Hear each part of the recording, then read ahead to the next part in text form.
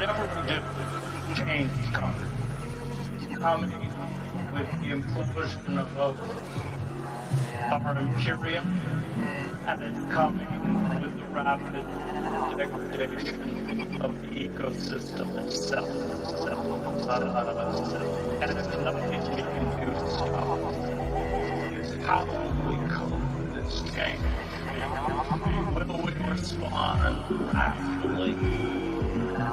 Will we learn to speak to the world with new humility and recreate structures within our own communities for sustainability? Or will we continue to live in illusion? And in a way, it's a matter of awakening ourselves to our new reality and responding to it.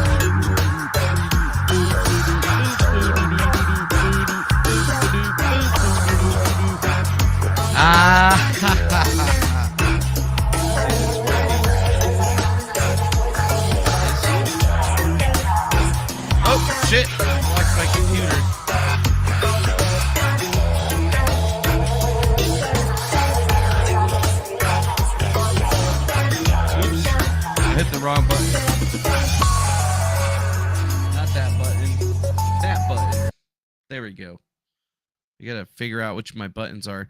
Welcome back to another episode of the best worst show on the internet. I will be your host today, Mr. Manuel Chavez III, or the Turd, depending on how you know me. Yep, that's right. That's how it works. Folks. So howdy doody to all of yous out there. Lunchy is currently outside enjoying the sun and her boys, so that's good for her. But she might be picking herself. We got to go get her later, so we'll have to go check her out and stuff. So what's up to my grifters and griftettes and grifties and grift anonymouses or whatever we're gonna call you guys now in this experience. Right, in this experience. And we actually do have some shout outs to do because after we went to sleep or whatever, somebody named the Plunderbus, dude. Plunderbus hooked us up with the donation through the website after the stream 2134. Thank you very much for that generous donation. We appreciate that. And we'll definitely call those things out if you do it whenever it's outside of that. We also had a couple of new subscribers, so welcome to them. Hopefully you guys are ready for some more information overload, right? Yesterday what we do well, it doesn't matter what we did yesterday because we're supposed to be shouting you guys out because, well, you're here first, so we might as well say hello to you. So what is up to Lumerisk? I guess you will just leave that there. That's cool. How's it going out to Aaron? Nice to see you. And then we got some other guy named Turtlehead. Welcome, Turtlehead. How you doing? Couple of names that I don't think I've seen before. We got Mac Hard, the most powerful Les, packing a bonk. Nice to see you. And then there's this Tom Eater. What's the quickest way out of here? You just got to hit the little red X in the corner or whatever. We got Lucky Burrito, Furiously Authentic Podcast. How's it going? How are you doing? We got good old Sherry or CV putting out all that good old linkage for the Griftcast all so that people can help us grift and stuff. We appreciate that. What's up to Faded History? How you doing, my friend? How's it going to Clara Nielsen? It's a pleasure to see you out there in the world today. What is up to Wiley Sal, one of our favorite donators? We appreciate you. How are you doing there, Mr. Curtis Korath? And then we got this guy right here, the notorious One Ball Meatball. And that's a interesting name. Very long, but I like it. We had this full name, Todd Norton. What up, Todd Norton? How you doing? Winnipeg person. Winnipeg Nightly Arts. Hello, nice to see you. What's going on to the Rye Bread? How you doing out there, Rye Bread 82? What's going down with Brandon Prelip? Brandon Prelip? Is that how you say it? I don't even know, dude. I don't even know. And then Nikki M, how you doing? What's good, grifters? What's good? So I feel like, we got some shout outs into the chat or whatever to everybody that's in the zone. Nice to see you, whatever. Oh, I guess I should pop over into the D Live, or not the D Live, the Rumble chat to make sure that one's all good to go too.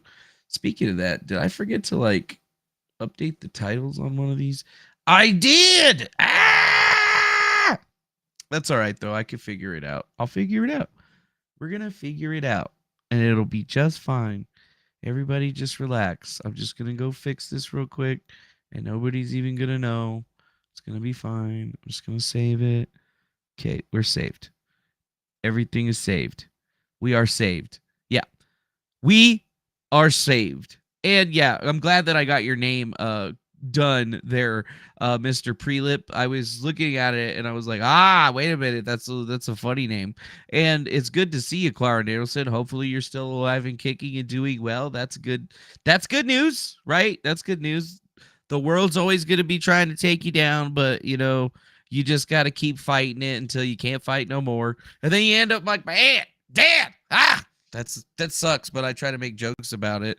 But now I'm starting to get, I was trying to hit up my family today and figure out exactly when shit's going down. And obviously nobody's telling me anything, but I don't know, it seems like we're going to have to move ourselves, or we're going to have to get all the way down to Nogales. So that's going to suck. But I mean, how long does it take to get a body moved that far? It's not that far, but I feel like it's not going to be until next weekend. At least when they're planning on doing it. Oh, wait, I turned off my headset.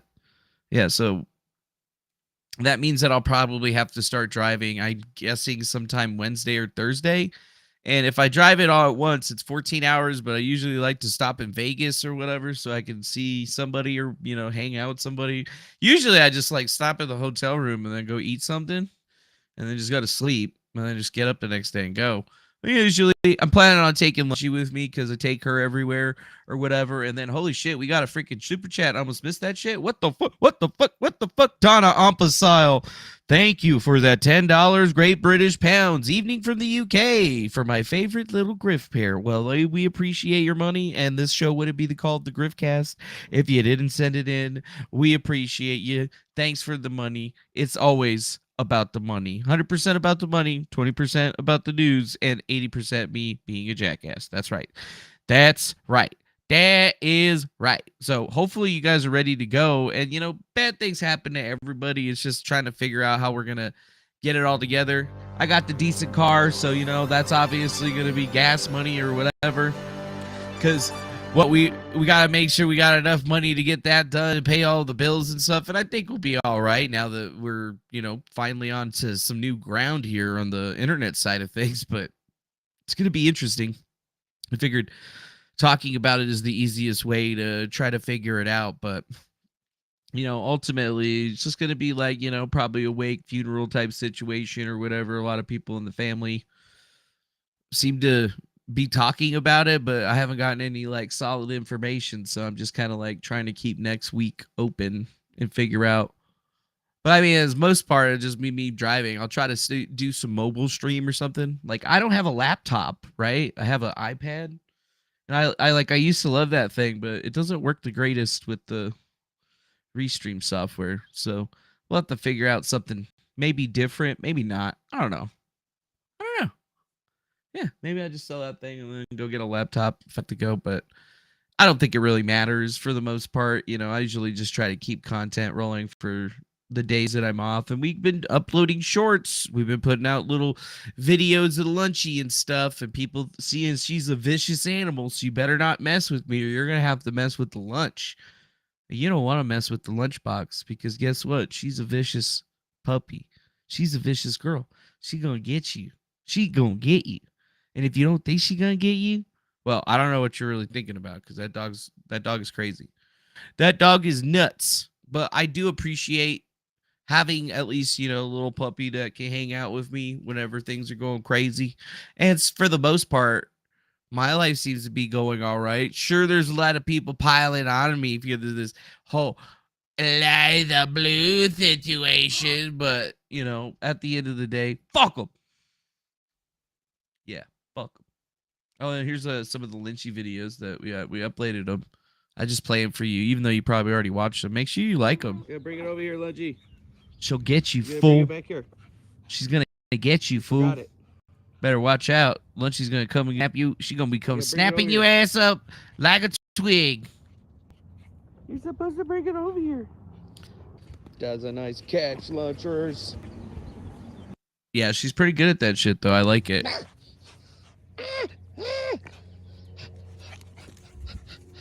She's also really fast. Very speedy puppy. You're so vicious. Vicious and speedy. The most vishy, speedy puppy I know. That's right. And, she's just practicing killing squirrels and shit, so that's pretty good for her. She's just excited that she gets to go outside because she's like, oh, good, it's bright outside again. There's heat outside, so we're going to be able to do stuff again outside. And I like my little Chihuahua. She's the best. She is the best. Yeah. But we only got Chihuahuas around here. We don't have any other kinds of dogs. They're just Chihuahuas. Chihuahuas. We have a couple of them, actually. Well, I mean, Sherry's got 2. I got 1. So there's 3 of them running around here. So if you think you're going to come get some, dude, you got to have a pack of wild Chihuahuas on your ass. They're trained to kill.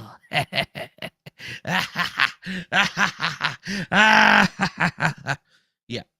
So, wow. What has been going on in the world outside of this? I mean, I'm still getting horrendously trolled on Twitter by people that I thought were supposed to be trolling other people, but now they're trolling me. So I guess we have proven that certain creators' audiences are maybe a little bit toxic or whatever. And I guess it didn't take that long to for, to redirect them onto something else. I mean, that was quite easy. So I could feel pretty confident in the fact that I'm winning and living rent free in certain people's heads right now, which is pretty cool, right? That's actually pretty cool. I gotta admit, I didn't think that was gonna actually work or whatever. But you know what? Somebody owes me a fucking favor later. Even though I think that the damage is already done. I haven't really talked about what I've been seeing on the Tim Pool side of things, but I mean, have they really lost their growth metric that they had from before? They shut down one channel and are consolidating everything into one. So, I mean, that shit should be pretty much easy as hell for them to get going, right? Like it should be a situation that is going to be right into the scene. And what's up to Russell Dufresne? How you doing, man? So like I've been looking at his little thing over here, and as far as I can tell, yeah, the averages are much smaller than they were. The growth metric has stopped significantly at the 1.34 mark. Their daily average seems to be plummeting quite significantly. So like they used to be getting lots of people a day. They took a pretty big hit on subscribership. And I mean, this is all centered around a lot of different shit, I gotta say, but it does look like there is some effect that is definitely visible in this. Although the overall gain subscribers have definitely skyrocketed, in the month of January, they're still positive in a pretty big amount. So I wouldn't say that they're probably out yet, just yet, but it looks like they've finally staved the bleeding. And what's up, Majin Ranger? Welcome to the channel. Thank you for the subscription. Now send us money. Yee! All right, cool. Wow. So I guess we should be happy for Tim. Like they're not completely hemorrhaging viewers and subscribers or whatever. Oh wow, I'm doing a video about Andrew Tate today, and then look at that, fucking Jeremy from the Quartering is doing a video for Andrew Tate today. How do I always know exactly what he's going to do? It's just, am I like fucking psychic, or do we just look at the same exact metrics for like making videos? Yeah. I guess let's go back over here to the videos. So the videos, 12K, 10K, 34K, 3280. So overall, it doesn't really seem like actually, no, 7 days ago, 150, 256. Never mind. Yeah, it definitely seems like there's some view. There's maybe not. I'm seeing some higher numbers on some of these other ones, but the weekly or the video upload content doesn't really seem to have taken too much of an effect, in my opinion, from all of this. Although it's the weekly, daily, whatever live stream stuff that I think that's probably more interesting to look at. Specifically, just kind of going through 350, 460s, they have seen a significant loss, I think. Maybe not significant, but kind of big.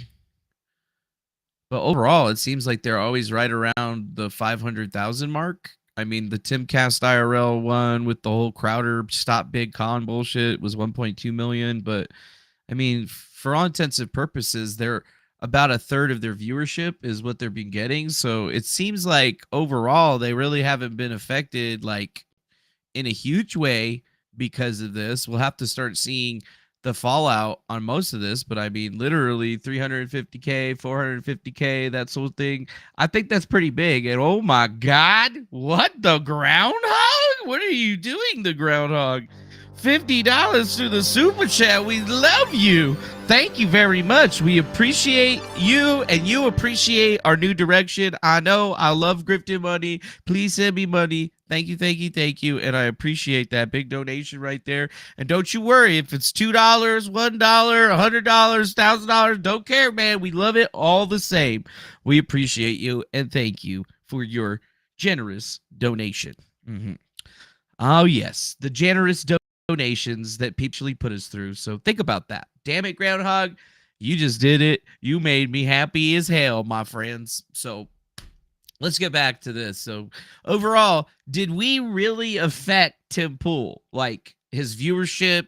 Did all of this Eliza Bleu stuff actually have a discernible effect. And I would have to say no, dude. Like there's just that there was people that are up subscribing and stuff like that, but like the hemorrhaging from the location seems to have subsided.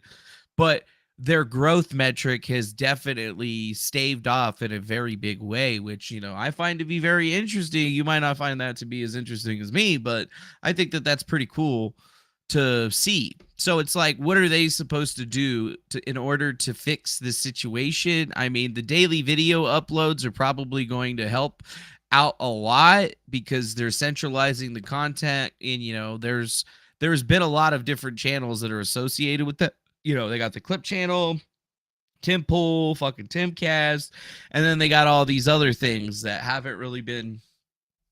I mean, they're out there, people are watching them and stuff, but I feel like they're not getting the same kind of focus from the main source, I guess.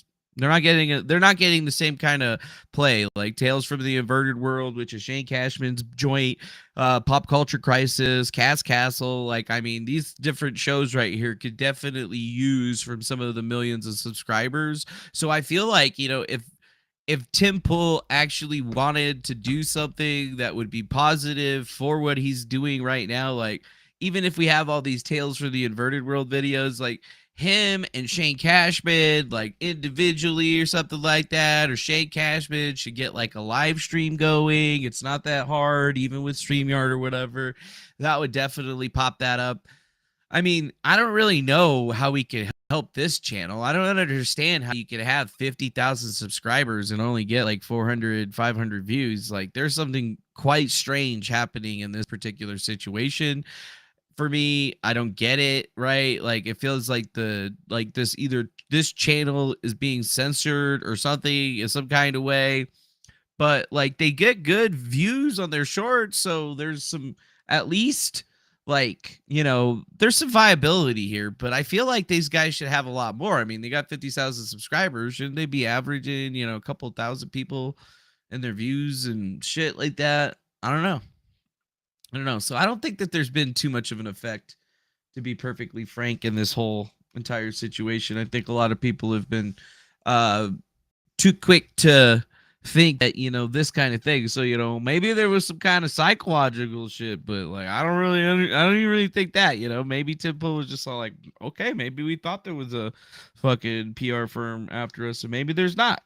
Or maybe I bought one, or maybe I paid for one. And when I say I mean Tempo, and you know, like now they're like reneging on their shit. I don't know. Oh, I can see what you're saying, Aaron. It could be something like buying views that's creating that kind of drama. I could agree with that, actually, because it makes a lot of sense. But, you know, like, has everybody else, you know, Eliza Bleu still hasn't blocked me or whatever, which I find to be strange. Ian Miles Chung blocked me, though, which I thought was kind of funny, because I haven't even fucking, like, I haven't even shot one across his bow, dude. He fucking pre-blocked. I was unblocked on the Defango channel, like, the entire time, but he blocked my ass fast, dude. He was like, nope, you're fucking done, bro. He's like, you're out of here, bro. I want nothing to do with you, sir. I don't want nothing to do with your grifting, dog. We ain't want nothing to do. But we like the grifting, you know? Like, when we do the griftcast, I feel a lot better about things because at least we're finally getting shit done, right? We're finally getting shit done, which is really, really fantastic in a lot of ways. CV, Ian blocked you too. That's hilarious. That's hilarious. Why did he block you? What did you say to him? I can only imagine what he said to him. Oh, you infiltrated his space. And we're like, but yeah, Ian's the worst kind of grifter that you know. Oh, dude, son. So what else do we have? Well, before we get into the Tate shit, maybe we get into Tate shit. You guys want to get into Tate shit now, or you want me to go through the news links, because people posted a lot of news links that I thought were interesting inside the Discord. I figured I would leave it up to you guys. Since it's Saturday, we're taking it chill. We might have some LARP line action going on tonight where we just kick on the stream and see who shows up. Although I'm not sure how they're going to acquire the link to get onto the stream, because I'm definitely not sharing that shit out publicly. So, like, they're going to have to figure that out. Yeah. We're gonna have to figure that out, right? Cool.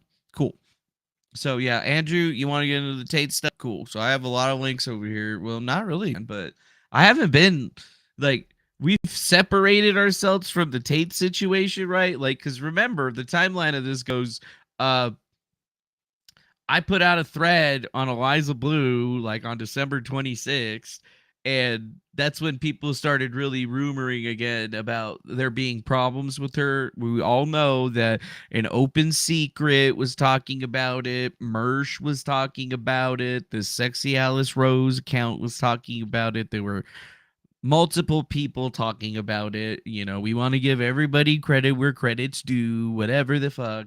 But I put out a thread where I made sure to link other people's threads and shit and put all the concise information down. And now we found that, you know, some things have changed, right? Things have gone to the wayside or whatever. But after this thread came out, remember the thing that really sparked everybody's like, you know, jimmies about the whole Eliza thing was the fact that she came forward with a couple of fake victims or real victims or something or other. We're not exactly sure.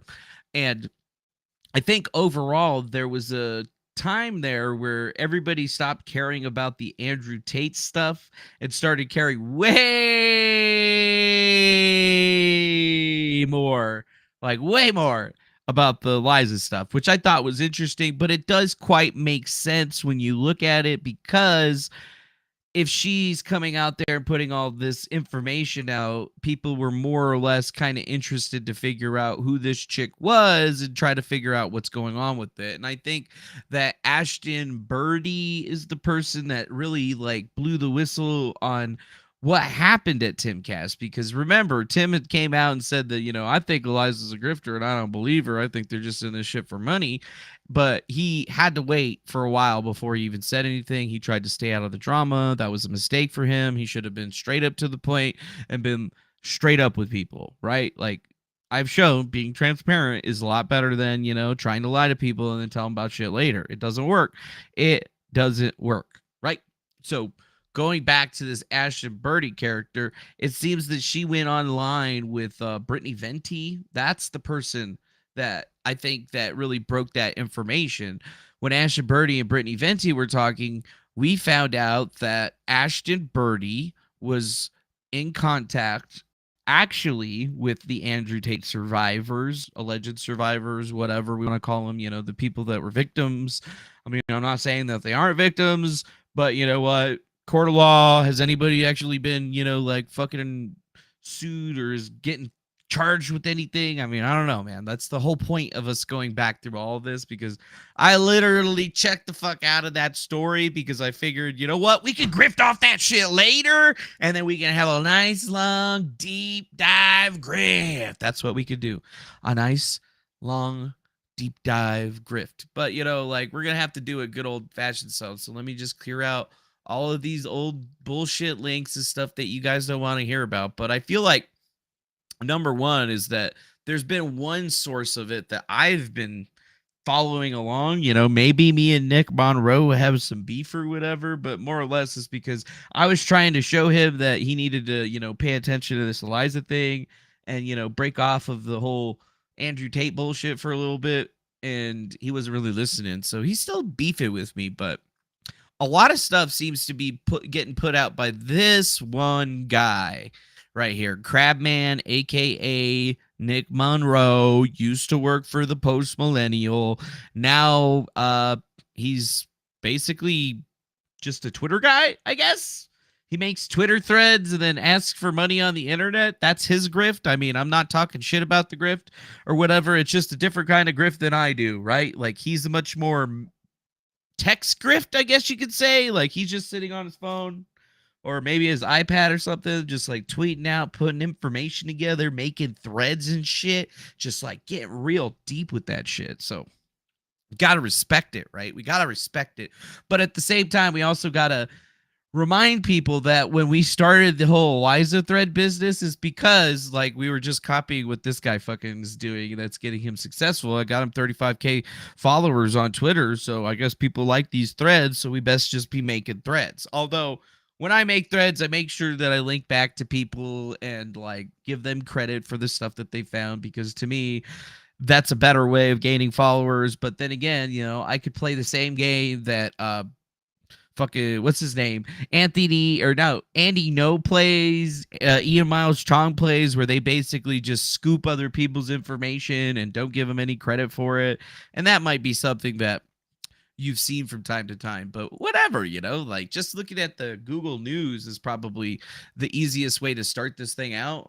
Yeah, well, let's just make that really big so we can see. And so far, so good. We only have 3 links. So we got links to the Mr. the Crab Man, which I should just drop a link to his like actual Twitter feed right here so you guys can go check it out. I recommend you taking a good look at it or whatever, because he's a good guy, and we're probably going to be calling back to a lot of his shit because he seems to be like the #1 guy for that shit.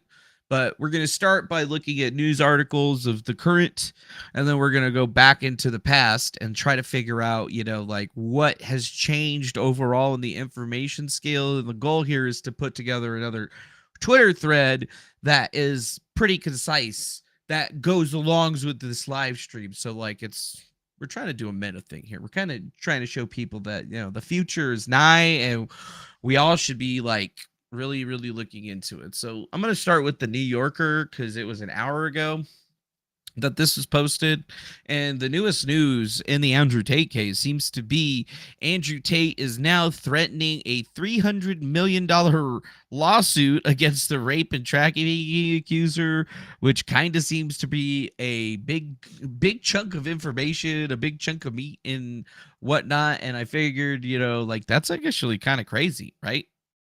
That's a big sum of money. I mean, I didn't expect him to have $300 million, but like, even if his accuser, what's it called? Does she have $300 million? Like, where did he come to that number? That's just like a lot of money. This is like a lot, like almost too much. That's like a comical amount of money for somebody to be suing somebody with. I'm not exactly sure what the fuck is happening with that. So I feel like maybe more to the story or whatever, but we'll have to just read. Controversial influencer Andrew Tate, who is being held with his brother in Romania, has threatened legal action against at least one of the women who accused him of raping and human trafficking her. The U.S. law firm representing the Tate and his brother sent Tristan a cease and desist letter to an unnamed woman's American lawyer in December, said the BBC, and the letter included a threat to sue the woman and her family for $300 million if she didn't take back the accusations. In April of 2022, the letter reads, "If you falsely stated to a third party that our client human trafficked you, abused you, and held you against your will, you will have repeated false and defamatory statements to the police, the media, and another U.S. citizen about the Tate brothers." Interesting. That is a kind of a very interesting little piece of information if you don't if you ask me. Although I'm not exactly sure if that's exactly how it's supposed to be coming out or whatever, but I don't know. Let's see. Scroll. My fucking scroll wheel is being weird as hell. Oh, there we go. Yeah, okay. There we go. It's a little bit better. Now, right now, the brothers are currently in preventive custody in Romania as the police investigate the allegations of rape and trafficking claims, which both of the brothers deny. And damn, dude, they're looking like, is this like a real picture of them right now? Because, I mean, they definitely looking like, they're looking a little, I don't know what the right word here is to use. I don't want to offend anybody. So maybe I said it to say. They look like terrorists right now. I was just gonna say they're looking kind of like Twitter. They look a little bit terroristy right now. I don't know. They lost their bid to get out of jail earlier this month when the judge ordering them to remain behind bars until at least February 27th because of particular dangerousness of the defendants. What the hell? The dangerousness of the defendants? That's messed up, dude. They've been in jail for a long ass time now. And I mean, have they really put together anything of a case? It seems like they might have, but are they really threat to evading these police probably. They did say that they had a bunch of passports and stuff, but they got raided by DICOT, so pretty much everything is taken away. It's not like these guys are going to be able to go anywhere. I mean, it just kind of seems almost cruel and unusual punishment. But then again, they could almost deserve it. Almost. We don't know. There's still no charges. So I guess we got to be clear on that.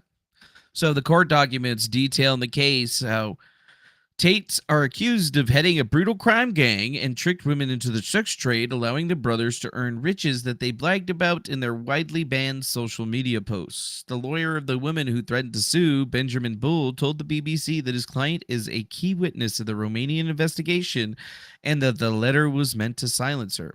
If it was intended to shut down the witness, stop the witness from bringing testimony forward in any proceedings. Interesting. Kind of seems a little bit rough if you ask me. It was intended. The lawyers for Tate told the BBC that the cease and desist letter was sent in December as the civil matter for defamation and slander in the U.S., but didn't deny any type of intimidation. And I guess this is one of the lawyers that's going after them. Very, very interesting. So the investigation into rape and trafficking allegations is believed to rest at least partly on testimony of 6 women. No charges have yet been brought, and the Tate's legal team has now also said that the brothers filed complaints in Romania last April against 2 women, including the witnesses who received cease and desist letters in December. Bull, who represents more than one of the witnesses in the current Tate investigation, says his clients have been upset and felt intimidated by this legal action. Yeah. Whoa. Wow. So I guess that's a pretty good spot to start on all this. So I guess the law is pretty crazy in Romania, and you could be held without any problems for very many months without any charges actually being filed against you. That's quite fucking different than the United States. Like here, that would have been able to go down. They would have been out already, right? They would have been made to stay in the country, probably stay, but they would have been out.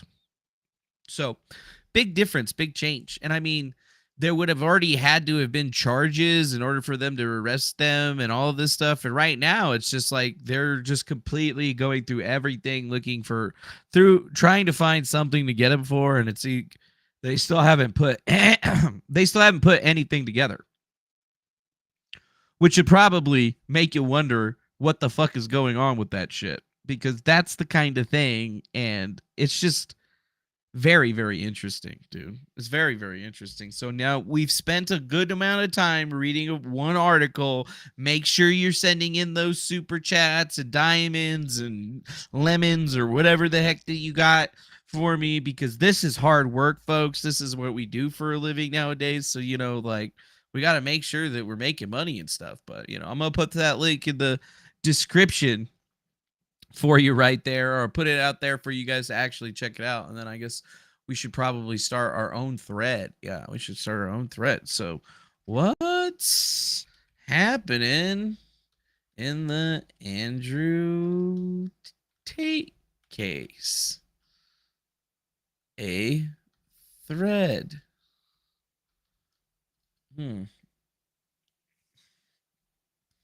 We have been checked out of this for a while now because of other more pressing matters. Now we roll back to the Tates and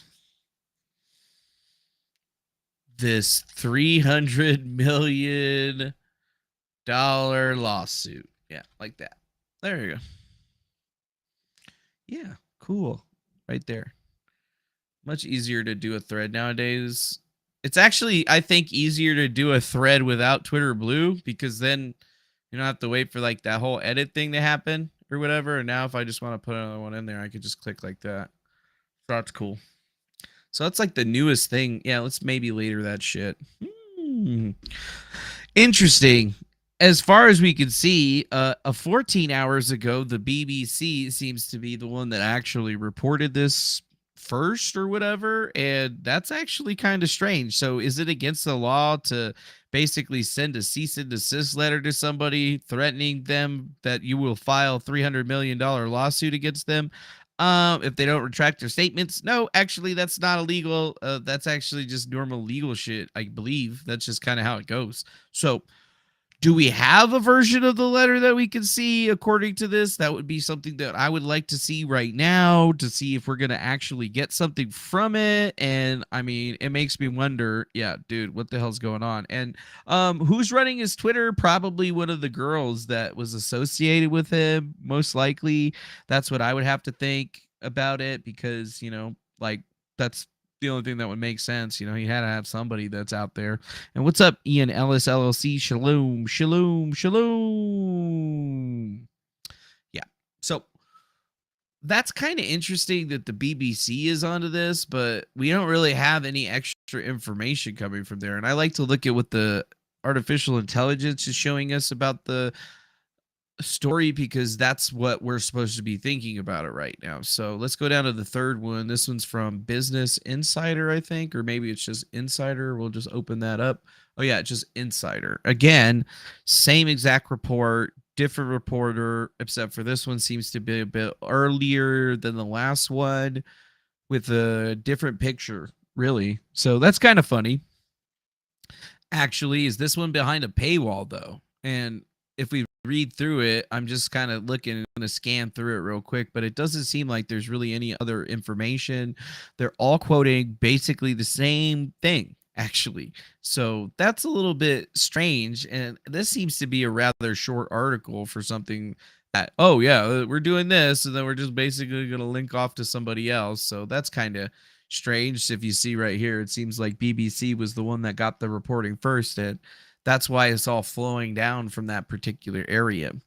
So Andrew Tate threatens to sue accuser in a bid to shut down. Very interesting, right?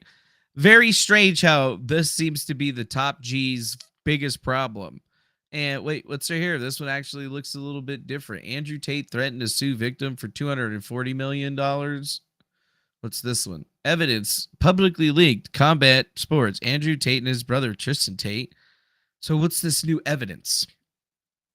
Andrew Tate's best friend and ex-girlfriend get honest on top G's arrest. Interesting. Oh, and this is that thing that we actually saw yesterday, which was probably another really big piece of information. But yeah, a wiretap reveals that both the U.S. woman and the U.K. Moldovan woman plan to frame the Tate brothers. And if you look right here, it says that the notes shared of the images are unverified and they may not be real. That's what Twitter is actually saying. So that's what the community on Twitter is saying.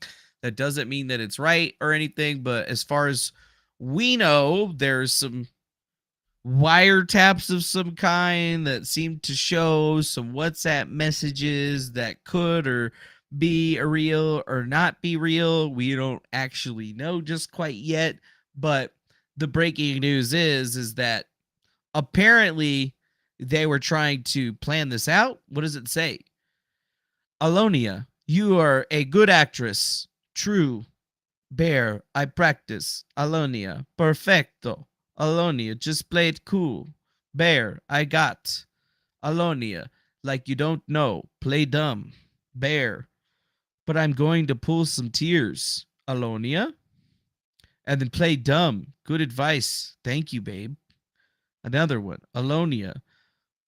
We are so good, though. We need a fucking Oscar. Bear. Let's go. Alonia. Let's just go play it cool and change my name. So it will not start. Lol. Got it. Ooh. Let's try to make that a little bit bigger so you guys can see it better. Ah, there we go. See, isn't it cool that we're just so much better than them that they can't even do that in 2 seconds? Wow. What does that say? Yeah, Alonia. Yeah, I told you to be like saying nice message and that we are hurt or shit and that we have that we do love them, but just don't. So they will not think we are really against them, you know? Bear. Yeah, that's smart. Alonia. Play the victim. I mean, we are, but like act like we still love them and stuff. Bear. Ha ha ha. I mean, we are? Alonia. Wait. Bear. What? Wait. What? After the first raid. Well, what do you got right here? Bear. Tomorrow we should wear makeup and sunglasses so nobody really notices what we look like or who we are. Alonia. Yeah, I guess. LOL. Bear. We are writing a movie ASAP. Alonia. Yep. Very interesting. I didn't actually read that all the way through, but looks like there might be something there. Looks like there might be something there. Let's just get into this a little bit bigger. For sure. Or Alonia. For sure. We have to. Bear. I'm dying inside. Alonia. Let's email Netflix. ASAP. Bear. Hulu. Amazon Prime. Emma Gaby talking to her family. Bear.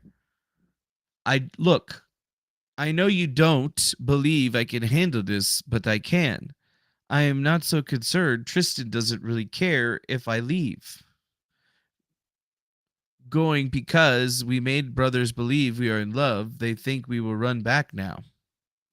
Bear, my main concerns are coming from things some girls are saying. It's a lot to explain, but we will be out of here fine. I don't think that they really care much if we leave anyways, which is why I feel okay. I will make the call. I will do the right thing in the situation. Right now, we both want to be in London. Mater Mana. Seems some Opus link or something like that. That seems real weird. And holy shit, we just got ourselves some fucking super chats. I love me some super chats. Thank you so much to Nikki M for that $5 super chat saying, plot twist, Eliza and others involved were just working an epic grift. Oh, yes, that's right. They are just working one epic survivor grifts. That's what I've been trying to tell you folks, but nobody believes me. If Eliza isn't credible and she lied about even talking to the Andrew Tate victims and then the Andrew Tate victims are grifting themselves, how can anybody be spending all of their time making threads about Andrew Tate? Doesn't make any goddamn sense. Very strange. Bear, I can't listen to voice message. Metermana, go to London, but why have all the American embassy on alert? You're causing a major upheaval because of the Marines and all the Americans squad on the now go fuck it, Emma, fuck it. What? Bear, you called. I didn't. Mom, I want to leave London. You called. On you. Tell them to come Tuesday. Tell them we can see everything. Look, if you stop me from getting to London, expect me to appear. I want to go to London. How dare you put me in an anger like that? You called, not me. Matermona, go to hell, Emma, with your arrogance and ignorance and bullshit. Go to Wupland or Bangkok or Bora Bora. Who is stopping you? The whole American embassy is on alert. Shame on you. That's your fault? Thanks. That's from Spy News. The Spy News. Yeah, it's a double grift. We're just like completely all about the grift. 100% about the grift. So like make sure you're donating, getting coffee, you thirsty or whatever. Make sure you go check out GriftCast IRL's fantastic link tree where you can find links to everything. If you want to get to it, you could just go to griftcast.com. That's right. Just GriftCast, type it into the browser and you can get to the Streamlabs donation situation where the money goes directly into my pocket directly and I don't have to wait an entire month to get it. Or you can go to PayPal, Venmo, Cash App, or hey, if you guys are worried about EMPs, you can get your guys selves an EMP shield. And you know what? With that EMP shield, you're definitely all you're gonna need to do is use promo code GRIFTCAST and protect your house, your motor car, your motorcycle, your generator, and everything else with the best EMP protection that money can buy. Listed by the Department of Homeland Security in their February 5th, 2019 EMP Resilience Report as being a fantastic way of stopping the EMP. And if you use promo code GRIFTCAST, you're going to save $50. That's right, $50. 50 whole dollars. So definitely get into it today. And definitely go check out our links and stuff. It also got all of our YouTube, TikToks, podcasts. You can email us. You can even sign up for an SMS list if you really want to. So definitely check that shit out today. You're going to really like it. I guarantee it. Yes. Yes. So Censored Men seems to be having one of the biggest piece of documentations on how this thing is pretty crazy, because that's what's out of here. Although the context does say that it hasn't been verified, we can actually go to the Furl Source News, which is already going to be translated because it's already translated.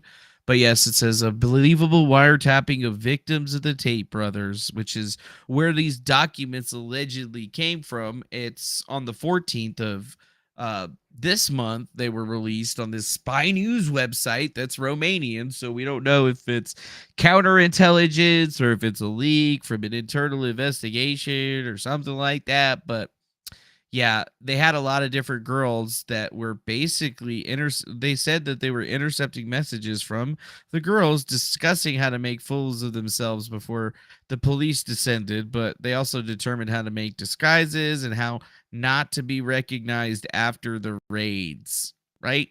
So people are taking this as that, hey, this must be evidence that these girls were basically lying, which, I mean, I can't really discount at this particular juncture in time because we don't really know. But this dude, Censored Man on Twitter, was really pushing it to the point where he was linking it to like different journalists and stuff all over the place. So if you really think about it, even more so, look at that. Hold it. Eliza Bleu is working with victims. That's what the spaces started. Any updates? Maybe it's just an American, or maybe Eliza's trying to help them. Otherwise, they wouldn't need help, right? Yeah, some people kind of were already picking up on that. But that was actually a pretty strong piece of news right there.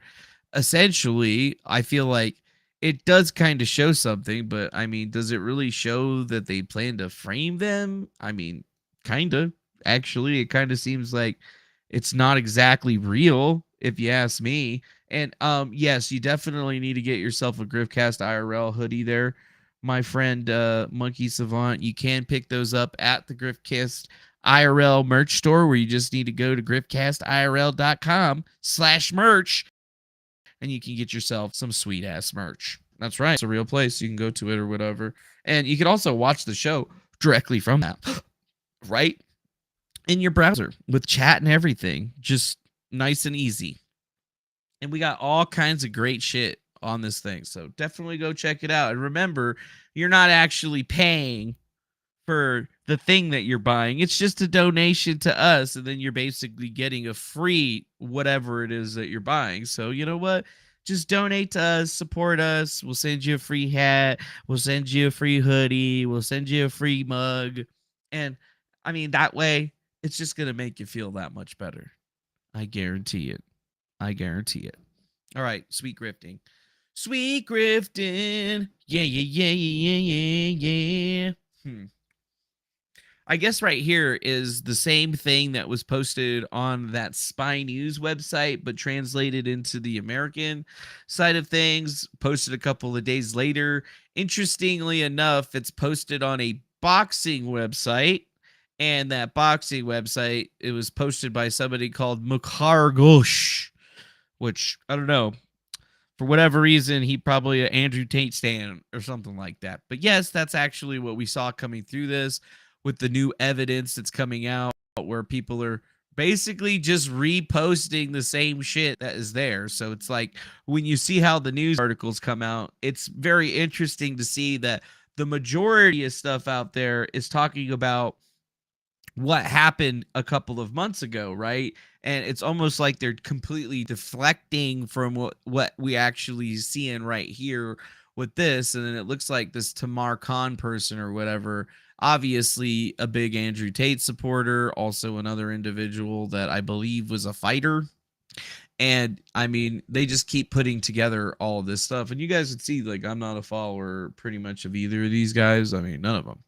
They're just picking this information up, but there's really not anything to tell us if it's actually a for real piece of information or anything else.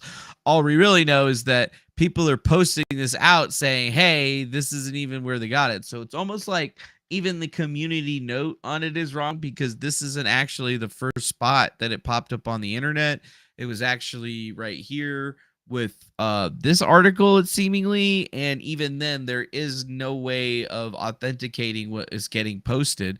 But in all intents and purposes, you know, like, we got these two pieces of images, and this basically kind of seems to be the origination of it. Spy News -ro. So what's going on with that? This is the real big question here with me, because it kind of seems like there's even more strange shit that seems to be going on. Like, it's almost like it could be fake information, it could be fake news, but I mean, we don't really know. Is somebody in the Dicot investigation leaking information? I don't know. Kind of seems like a pretty heavy piece of information for folks to go on. And then it kind of makes sense why they're bringing up the 300 million thing, because they don't want people looking at the pro stuff, right? They don't want people looking at the pro Tate stuff right now, obviously, because it's going to hurt some people. It means the boys are going to be freed. Twitter erupts in a framed claim and amid wiretap leaks. Yeah. So that's the big thing, is that people think that they're going to be getting out now because of all of this. And I mean, it could very, very well be the case, but I just don't think so. I don't think they're going to let it actually go on in that particular way. I mean, most of the people are still like telling them to send them to jail immediately, don't even have a trial, which doesn't make a whole lot of sense. And I mean, shit, look at that. A day ago, 500K in Bitcoins were seized from Andrew Tate and his brother. That's a lot of Bitcoin right there. And they froze 500,000 in BTC from them, which means that they're saying that it can't be spent on any of the exchanges or anything anymore, which is kind of like a, what do you call that? It's kind of like a confidence game, because if they catch you spending them or whatever, they're going to stop you in some other places, but there's still a strong possibility that somebody could do that, actually. If Tate tried to cancel KSI, he is now in the Matrix. Hassan mocks fans of the supposed cancel culture. Interesting. Vice's explosive Andrew Tate documentary sells to BBC European broadcasters. What? There was an Andrew Tate documentary that was done by the BBC? Or that's actually being done by Vice? That's weird. I didn't know about that. That seems like a pretty interesting piece of information. The BBC acquired Vice's explosive documentary on Andrew Tate, the controversial influencer. Vice Distribution, the global distribution arm of Vice Media Group, sold The Dangerous Rise of Andrew Tate to the British public broadcaster, where the 3-hour-long documentary will air on the youth-oriented channel BBC 3. The film is available on streaming from the BBC service iPlayer from Monday, February 13th, and will premiere on BBC on February 21st. Produced by Vice World News, the documentary has been years in the making and gives voices to women who were allegedly abused by the former kickboxer. The film takes viewers inside the Tate's compound in Romania, where he was recently arrested. Both Tate and his brother remain in police custody in Romania, facing allegations of rape and trafficking.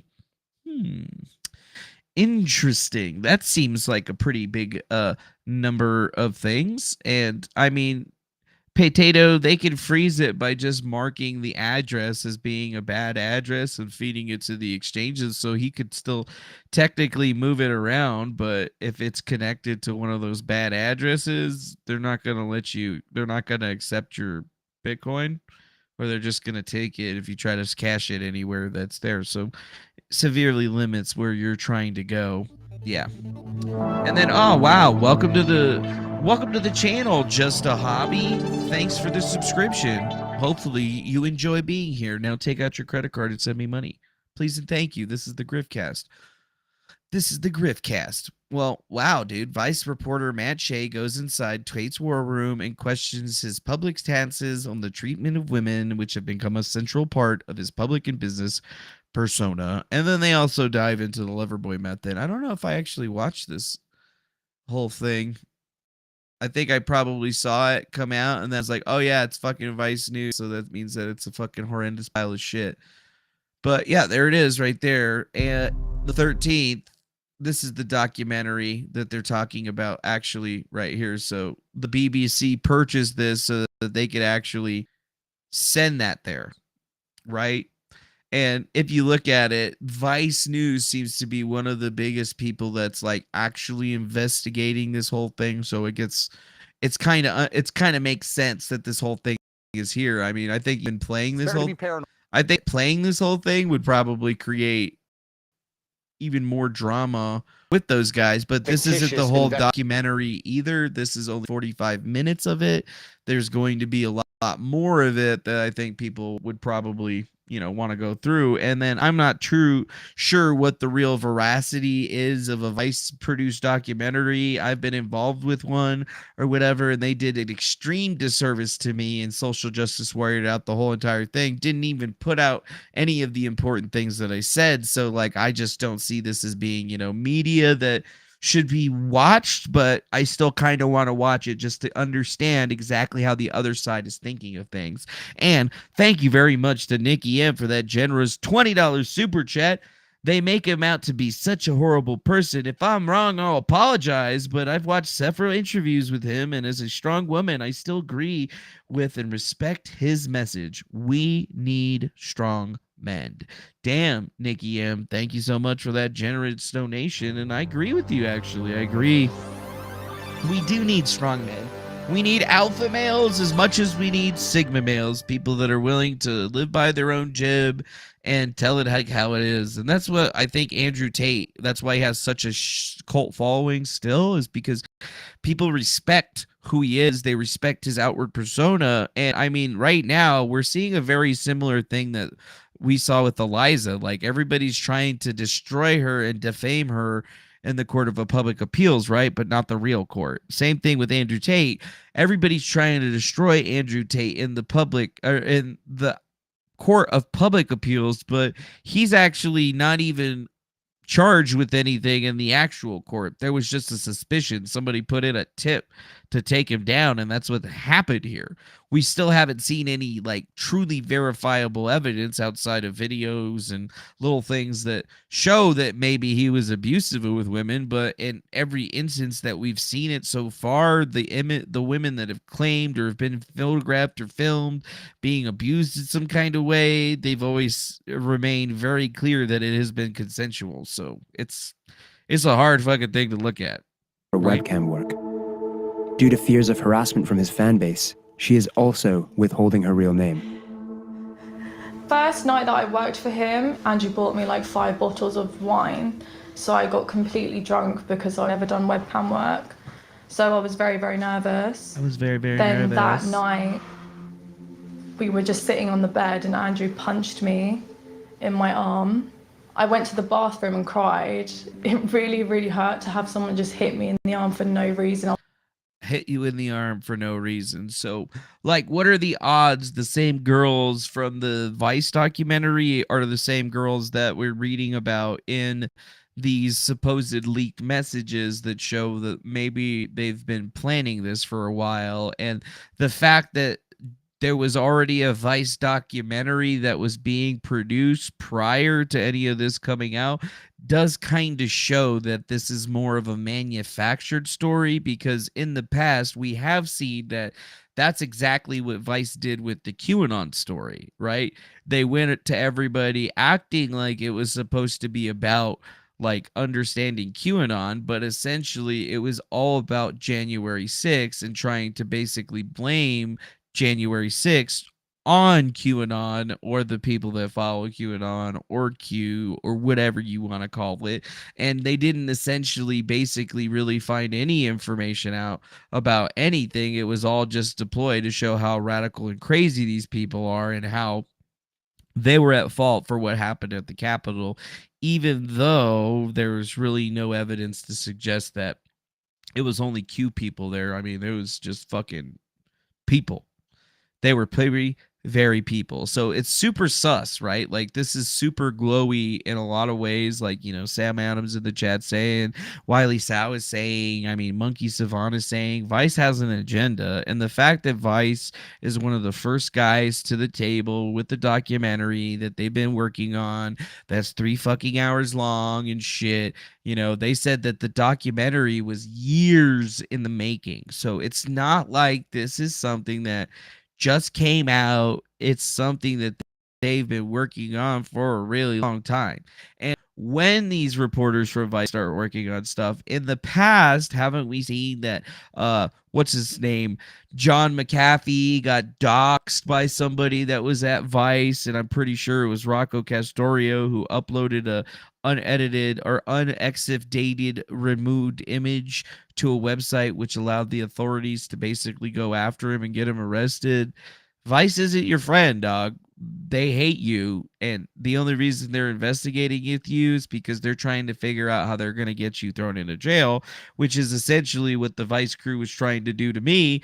They were trying to get me to basically give them information so that they could turn around and try to blame me for January 6th and then, you know, get me all caught up and arrested. But well, obviously I was way too intelligent for them because they were a bunch of fucking sub 100 IQ fucking morons that somehow failed their way through college. I don't know. I guess if you suck a lot of dick or take it in the booty or something like that, you could get shit done. It's just really weird. I don't know how it happened.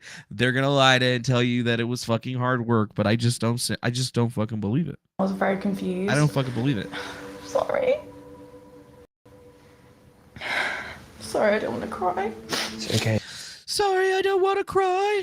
So it's like looking at this stuff and then flipping back into what we saw from the actual images that were shared from Spy News, which I have them blown up here, but I should get rid of those ones and then actually go with the actual ones because they're going to be bigger and probably look a little clearer. Yeah, look at that. Yeah, they're much clearer. Much clearer. We are writing a movie ASAP. And this is back 4/12/2022. So like even before the documentary came out, they're talking about this stuff. They're discussing on how to play a victim and whatnot. And I mean, how clear is it to you right now that these girls that they're interviewing inside the documentary for Vice, is it smarter to say that they're thinking that they convinced the cops, or is it more smarter to say that they thought that they were really good actors and they convinced the fucking dipshits over at Vice? That's probably what I think it actually might be, is that they're not actually talking about the police here.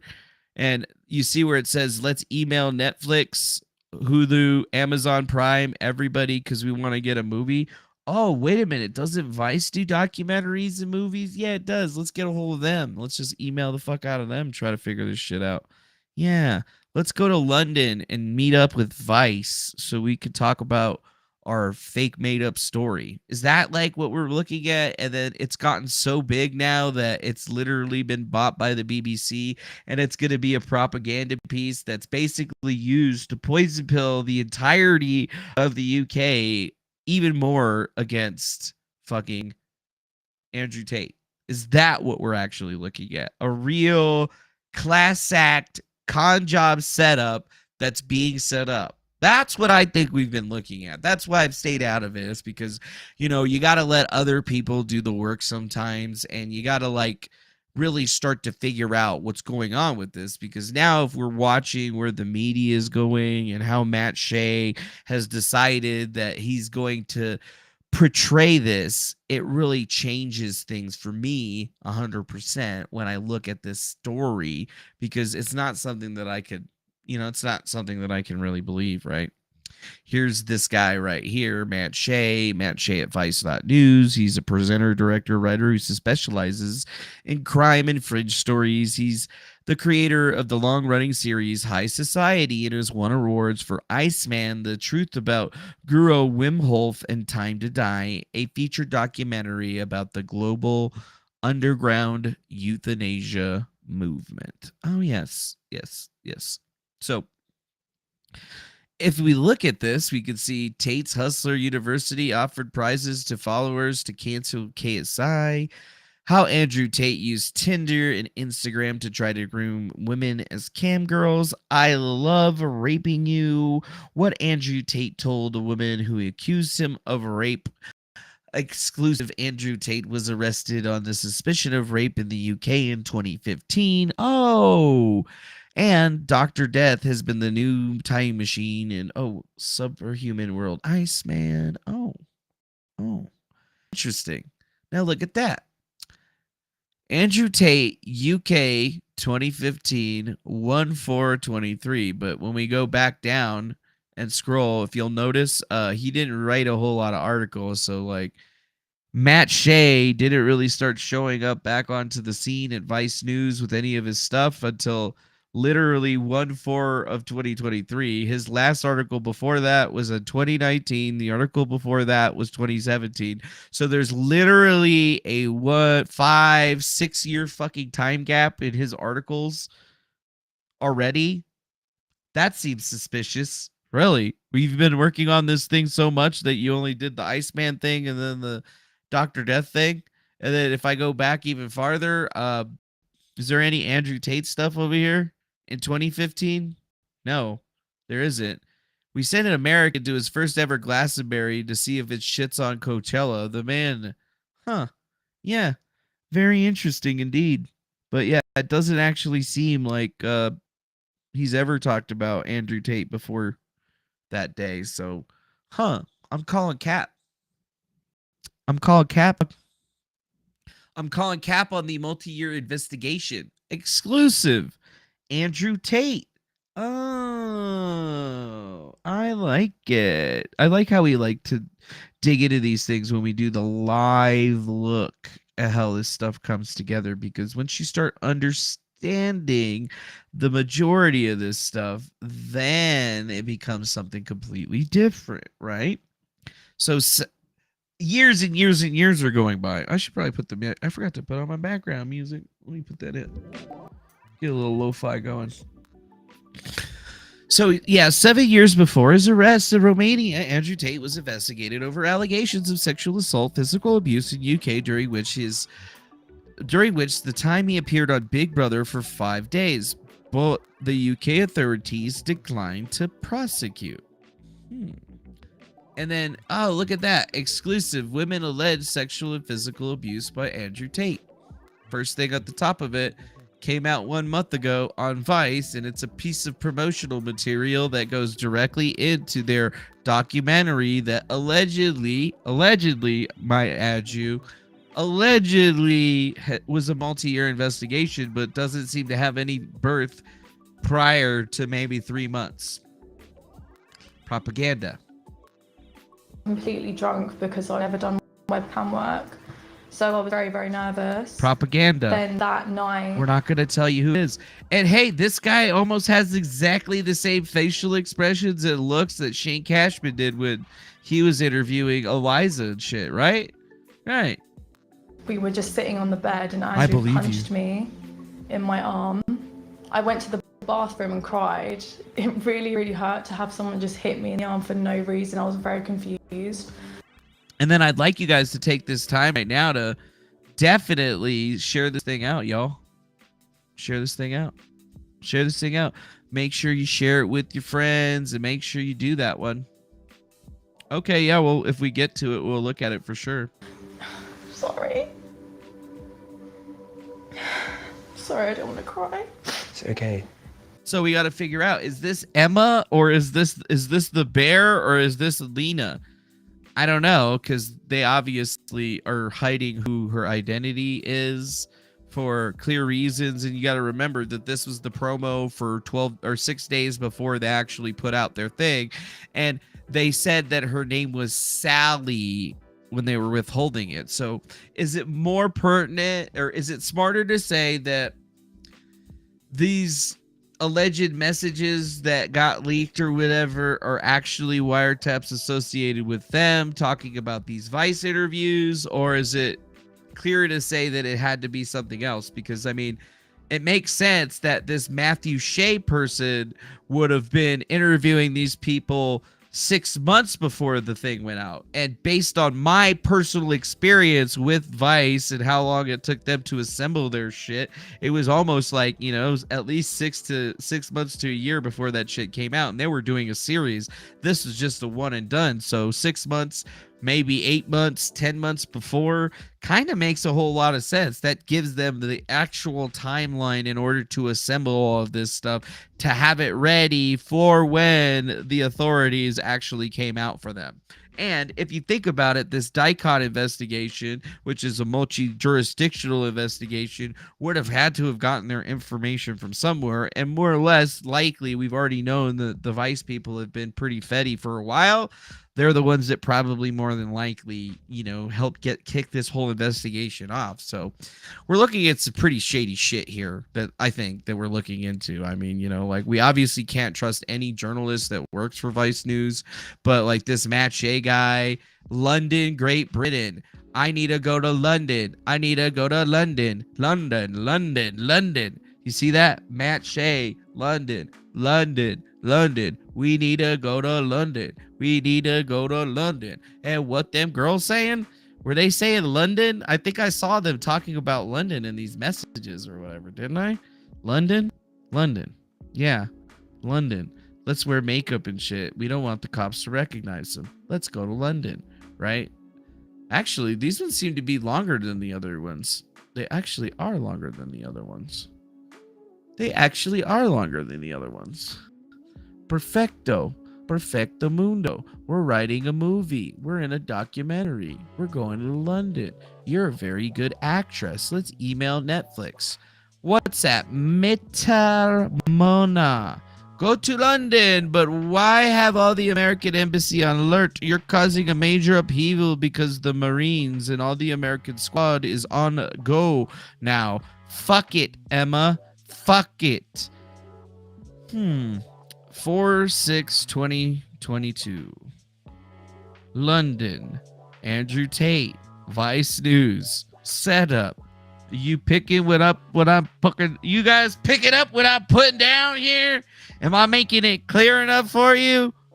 Yeah, I hope I'm making it clear enough for you. So obviously we're seeing the same kind of like media setup around Andrew Tate that we saw in other areas. And, you know, like, I like to use old stuff to help understand the new stuff. So if we look at the Eliza situation, she also had a media tour, right? She also went to some big organization to push out the story, right? And then if you think about it, she's also claiming to be connected to some of these victims. And are the victims that Ashton Birdie was talking to the same ones that are involved with this Vice documentary? Ipso facto, also be the ones that allegedly here are planning out some nefarious shit, which now actually calls into question a couple of different people's fucking credibility in this whole entire situation.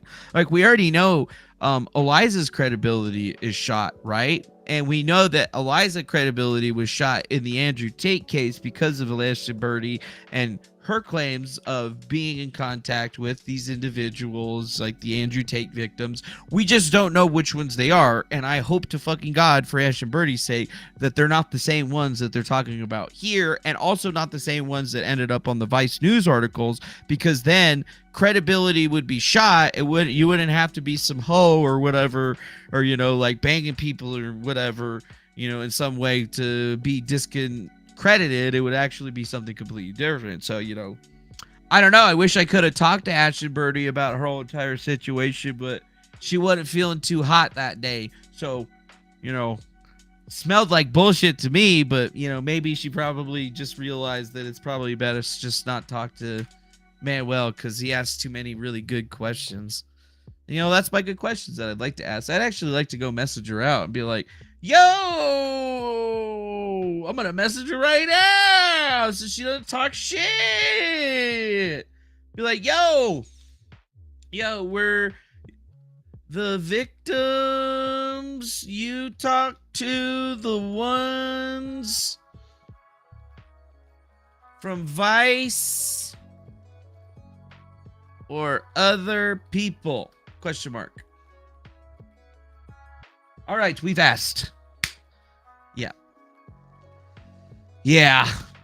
And then that's kind of weird, dude. There's some people in there talking shit right now. What does that one say? Ashton is a hack and not trustworthy, says Kelly 8. That's mean, yo. We got Nikki M. It was BS. She went on 3 other shows. Yeah, I know she went on 3 other shows. I'm not a fucking moron. Or I'm not an idiot, you guys. I get how the game works or whatever. Remember, I don't trust any of them, right? I don't trust any of them. So I messaged her about it. We'll have to see if she actually responds or whatever about it. But that's something that we'll have to put a pin in, because if she actually knows, you know, the ones from the Vice thing, that could be a problem. You know, not for me, but for somebody else. Not me, though. Not me. Nope. We're just here investigating. This is just a live grift investigation. And speaking of grift investigation, we're here. Please send money now. Please send money. Thank you. Please and thank you. This show's 100% grift, 20% news, and 80% me making a jackass out of myself. But technically right now, it's like more like 80% me just doing basic research and asking questions and figuring out there's some strange shit going on with all this. I mean, damn, there's even people putting leaked evidence. Huge news has just come out that 2 women plan to frame Andrew Tate. This is insane. Censored Man tweeted out saying wiretaps reveals that both the US women and UK Moldovan woman plan to frame the Tate brothers. These documents are Skeptic crazy. Cast IRL. So it said 2 of the girls who claim to have been victims of the Tate brothers were intercepted discussing how to make fools of themselves before the police descended, but also how they would determine how to disguise You call it themselves Elmo to not be journalism? recognized What's after Elmo law journalism? enforcement raid. In several wiretaps, I don't the get 2 that. young women who I don't get that, dude. I don't get it at all. So, man, we're picking up some pretty decent information from just looking into these basic little things. Also, although I seem to have lost something here. Oh yes, it was here. That was when the BBC documentary thing went out. 4 days ago. 4 days ago. That's another thing that we'd have to actually look at pretty clearly as to where is going on. Andrew Tate arrest casts lights on Romanian sex cam boom. There's a boom of sex cams in Romania? You talking about? You tell me there's a bunch of Romanian women that are going to show me their hoo-ha? Because Romanian chicks seem pretty hot or whatever. I don't know. And thanks to Yakana B for that $5 super chat. Hey, Defango, read my earlier message. I posted chat and tell me what you think. What earlier message? Just repost it. I don't know. Is it this one? I think it's kind of weird in general. The Americans celebrate that they are being held without any evidence. Yeah, I think that is weird, actually. They celebrate that. They do. And that's completely un-American, actually, of everyone in this particular way, because that's opposite. Like, in the American law system, you can be charged with the crime, you can be arrested for allegedly doing a crime, but you still have to be charged with one, and even then you still get a full trial before you're actually guilty. And yes, there are assholes that are going to pre-convict you or whatever, that's just life, but in this case they haven't even been charged with anything. There's just all these allegations floating around, and it's very, very similar to the Amber Heard story and this, you know, the Amber Heard Johnny Depp case, where people are just basically making motions and putting out content to stir the pot, but nobody really has anything new to say. You know, it's just kind of regurgitating everything over and over and over again. And in this story, it kind of seems like there could have been a lot more evidence that was pertinent. It just gets all lost in the shuffle at this particular juncture. I mean, within a decade, it's ballooned from a niche activity and the biggest purveyors of virtual sex, with an estimated 500 studios popping up across the Eastern European country. Wow, 500 webcam studios? How many webcam studios are in freaking Los Angeles. How many webcam studios in Los Angeles? Yeah, let's see. Wow, it doesn't even say. There isn't even a number, but I guarantee you it's probably more than fucking 500. In one city in the United States, like a big city, New York, LA, just to name two, there's probably more than 500 studios in those one cities compared to that one country. But okay. The sex industry fears investigations into Tate, the notorious misogynist, and his brother that forced women into prostitution and sex camming will tarnish their reputation. Yahoo News. It says that they forced an investigation that they allegedly forced. But I guess, we're not doing the allegedly thing anymore. It's just we're all just completely putting them down into the ground out of this whole thing. And I don't know if that's right? I think that their actions are sick, and I don't agree with them. But have we risen to the level that we are capable of like putting these guys off? And the answer for me is always going to be a resounding no, because obviously I haven't seen shit from these people that's going to tell me otherwise. If they try to tell me different, it's going to be there. I was Andrew Tate's kickboxing pal. He's obsessed with fame and he getting rich. The U.S. Sun. Let's check that out. One of his friends talking shit? Yeah, I think so. Yeah. And yes, I think Romanians are allegedly supposed to be vampires or some kind of shit, but who really knows? What's this one? Oh, it says the one that they interviewed right before this woman where the voice was changed to a male voice. Look at the person's hands. That's not a woman's hands. Okay. We'll try to go back and look at that or whatever. So yeah, the one that they interviewed right there. Wait, what's going on here? Another $5 super chat. So it says, yeah, the one that they interviewed right before the woman where they changed the voice, made it look like a male person's hand. All right, well, thanks. I didn't really want to have to go back to that, but cool. Doesn't even seem like that's in here and available for somebody to look at. Yeah. Angry at myself.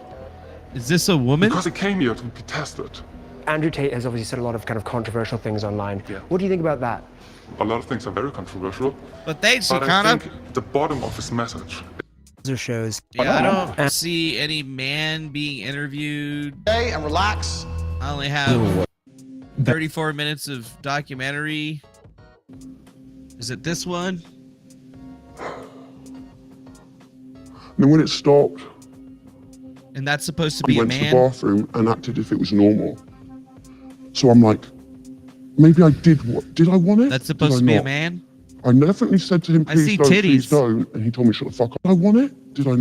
I see titties in a hoodie right there. Maybe she just got man hands. And I don't know about you, but those legs be looking No. kind of soft. I definitely said to him, please don't, and he told me shut the fuck up. Definitely got strangled. I definitely didn't want it. Did he think I wanted it? And you look back, the psychological warfare you have with yourself is like you couldn't even imagine. You wouldn't So you think those are man you hands wouldn't right there? understand it. I've been through it. Can't even say the damn word. Have you Is that what you mean right there? Man hands? since come to terms with the notion that that may not have been consensual, that may have been... I know for a fact it was. I'm sorry, but I see titties. I see some titties in that hoodie. But I mean, it is weird that they made him sound like a man. But I mean, there's clearly some fucking chi-chis in there. I can see them chi-chis. Like you got the thing coming up right here. You can see both of these little thingies right here. Roll forward. That shit don't happen on male chest. That don't happen on a male chest. There's a steep incline here. We are definitely dealing with some tatas here, okay? So maybe she just got man hands or whatever. She didn't get a manicure or something. Maybe she was trying to look a little more homely so she'd be believable or something like that. But then again, that's two women, right? That gives us Alina or this Emma person and then the other person, Alina or whatever. What's the name in this thing? Yeah, we have Bear and Alonia. Bear and Alonia. So maybe Bear is the girl with the man hands. You know, Bear, man hands. Yeah. That seems kind of weird. Super sus. Super sus. So the second woman is sus. Why she has no accent after only 2 years in the UK? I don't know. But let's move on. Because we don't want to get stuck on things. Because we're trying to really start pulling out all of the stuff. Alex Jones urged Joe Rogan to host Andrew Tate on his podcast. Huh? That's weird. Huh. Let's see. On multiple occasions, I guess Andrew Tate has been on InfoWars. I guess I didn't remember that. Jones also appeared on the Joe Rogan Experience as a guest, blah, blah, blah. Hate Watch reviewed on March 6th, for example. Rogan compliments Jones on his shaved head. And then now for Joe Rogan, Alex Jones sex tape. It will break the net along with the winking emoji. Wow. Rogan also spoke approvingly of Tate on January 6th's episode of his podcast, long after allegations of abuse that matched his hateful rhetoric about women have surfaced. I don't know what Andrew Tate did, says Rogan. The remarks came from the interview with Dave Portnoy, founder of Barstool Sports, who had himself faced allegations of sexual misconduct, but did he get convicted of allegations of misconduct? Oh, you've lived over there in the USA for 10 years and you still have a strong accent? Well, it's probably because you're a Brit and you're fucking stubborn. You're like, I'm not changing my voice. I like sounding better than everybody. I don't like sounding like an American dumbass. I want to sound like a British badass. And I totally respect you for that, because if I could talk like a British person and sound all cool and shit, I would. But like, I couldn't even like think of it. Oh, yeah. Nope. Can't do it. I'm just too white.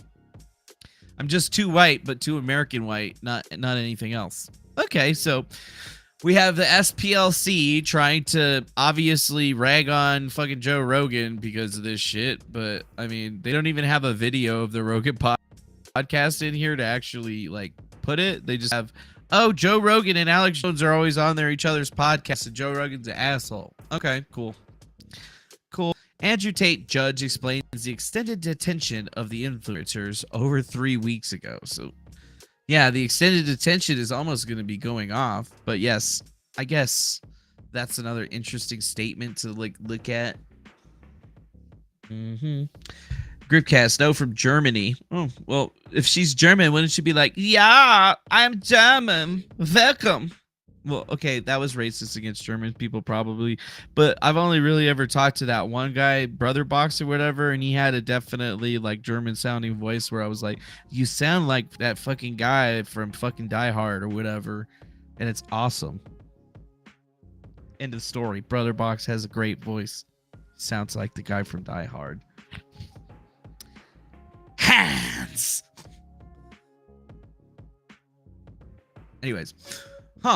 A judge in Romania described the particularly dangerousness of Andrew Tate Brother and Andrew Tate and his brother Tristan in terms of their ability to target women. He also pointed to what they called their capacity and effort to exercise permanent psychological controls over their victims, including resorting to consent to acts of violence. Interesting. The Tates are being held in custody for an extra 30 days until the February 27th while police investigate allegations of rape and human trafficking. They both deny the charges. Still no charges have been set up, so that looks like we're still going to have at least another 10 days of them being in jail before we actually figure out if there's actually going to be something dropped on them. The judge in his explanation highlighted and said that the Tate brothers were able to identify vulnerable victims and consider them to be culprits rather than the traffickers who obtain huge profits from exploiting them. His statements included prosecutors' claims that women recruited by the Tates were forced to work continuously for 12 hours with only a 5-minute break. Damn, only a 5-minute fucking break? That's like crazy, dude. That is kind of crazy. Yeah, that's Hans Gruber. Hans Gruber. That's right, Hans Gruber. Good one. Good one, Shy. Somebody out there actually knew what the hell's going on. Now, this thing just kind of stinks fishy in itself. Investigators allege in early 2021, 4 constituted an organized criminal group and set up a recruiter, treader, and transport victims in order to obtain large sums of money by forcing victims to perform pornographic events distributed on websites such as TikTok and OnlyFans. But you could do porno on OnlyFans or TikTok? Earlier this week, as the brothers were taking in for computer searches by the Romanian Organized Crime Unit, the Tates reiterated his innocence, telling journalists that the case filed against him was completely empty. Social media accounts belonging to the two men had continued to remain active while they've been in detention. So, I mean, I guess it seems like the Andrew Tate, who's controlling the Cobra Tate account, probably one of the girls that still works for him or something like that. That's what seems to make a lot of big sense to me. But literally, there hasn't been any big information that seems to really change my mind about this stuff. Like, we only really have we really only have a thing for very few amounts of people, right? There's only information for a very, very short list of people. Like, we have all of the old videos, but literally nothing new that's gonna, I think, change anything. The truth about Andrew Tate: his home is less Hollywood highway and more of a rundown meat factory. Yeah. Former kickboxers having Twitch stars going over to the house. Guy calls himself Top G. I'm on my way to Andrew Tate's home. I never heard of Tate until last summer. I usually cover wars, international crises, old school corruption. Tate sounded like another self-obsessed attention screecher on social media. He's not. He said, a colleague, he's one of the most Googled people on the internet. He gets more views on social media than Rihanna, and he holds a Twitch stream that he's the world's first trillionaire. Trillionaire. That's funny. I guess they really don't like this dude in the media. Even more so, there's still like nothing there. Wow. Andrew Tate's get-rich quick scheme advertised in Google. Search results, research finds. Well, of course it's going to be advertised in Google search results. That's exactly how Google search fucking results work. The real world. Join the real world. Escape the matrix. Be a part of our shit. Okay, yeah. And I mean, damn, we're already out to page 4. There's The Onion, Andrew Tate, Alan Partridge, running amok, Andrew Tate Romanian team, how I post them on social media. Well, we did actually see this story before, because this was Daria Gusa, still in school, had a father that was very influential. She was a young Romanian girl that was getting talked to by them, where he's like, hey, what's up, Romanian strawberry girl? Yeah, you might be only 16, but out here it's totally cool to come after bitches like you. So even if he was 36, he was just a 36-year-old creep. But we definitely remember seeing this Gabriella story before. So there's definitely no new information out of that. But we can always chalk that one up to him being a fucking shithead. Because essentially, yeah, he was a shithead. Right? So now let's look at this. Tate fans attack me, are fan enough tonight to that they're just making a fresh accounts to attack me. More chat logs reveal that the American victim and Moldovan victim were genuinely afraid of the Tate brothers and were acting like everything was normal until they could escape. Crabman, the one guy, legit people. So let's see if we can actually get into the Andrew Tate victims. Here we go. So apparently we have these guys right here. Ken, you're real welcome for adding the context back. So now he's even got a bigger piece of what seems to be that conversation. So I guess you could say that the actual conversation that was posted for those particular areas is indeed have already been verified by multiple different outlets, and people are just kind of acting like it's not exactly a big problem. So, More prizes. I can't see though. The app is not showing me. Image omitted. I need to work a bit. Like to post some TikToks. Golden Oscar now, please. Fuck Glovo. Bear Mo. What time will you have to do that? Once I get famous and rich, I will make sure to get one for you. I'm just wondering how late we can stay up now. Because it's constantly listening. Because blank is constantly listening. I can't wait to watch you in all the movies. You're already famous in my eyes. We will see how we do it later. I can't believe that you're alone in all of this shit. I'm really happy I'm here with you, honestly. What do you mean? Me too. Haha. I just mean you're a badass. And I kind of ignored my family. I haven't really spoke to anyone. With anyone, because let's be honest, it's fucking crazy. But I like how you got here, and I think it's crazy. You are literally sent from God because you remember me, son, so much of my friend and blank, and because she was Asian, but just like a good person and supportive. Same here. I haven't talked to anyone either. I'm happy we met. I will protect you and make sure that we get out of here safely. I promise. And not because she was Asian blank stupid. Me haha. Thank you. I'm sure we can get this. We can get out of this fucking mess. Ooh. Very interesting. Let's see here.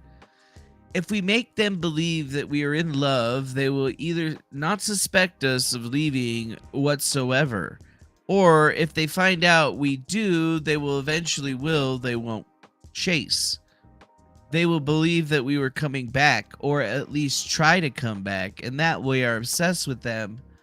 Yeah, I told you to be like saying nice messages and that we are hurt or shit like that, and then we do love them, but we just don't like the situation, so that they will not think that we're really against them, you know?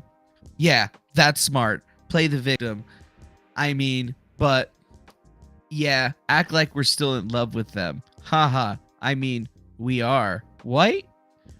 What? Maybe I should just tell them to take off for today. LOL. Yeah, just take off so I don't have to play. Yeah, didn't decide on that. Yeah, haha. I completely forgot about it. Ha ha ha. Silly me. Smiley face. Oops.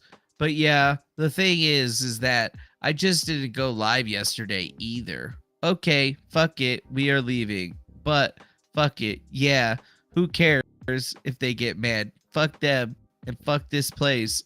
It's just I don't want them to get suspicious. It will only be that way if we let them believe that. We're fine. Don't even stress it, babe. Pretend it's another day. You're just tired. Wow, this is some fucking riveting stuff over here, right? Oh yeah, I don't know where they get others. Maybe from your Insta. Oh yeah, and then there's that little piece right there that's taken out. I know this is so crazy. I can't. But what the hell? I can't even. We're so good though. We need a fucking Oscar. Let's go. Just play it cool and change my name so I will not start a LOL. Got it. Interesting fact, when I checked blank, they were like, "Are you okay?" And she was sleeping, and she said that she would not be able to sleep. Oh fuck, I don't think she heard anything because we put music.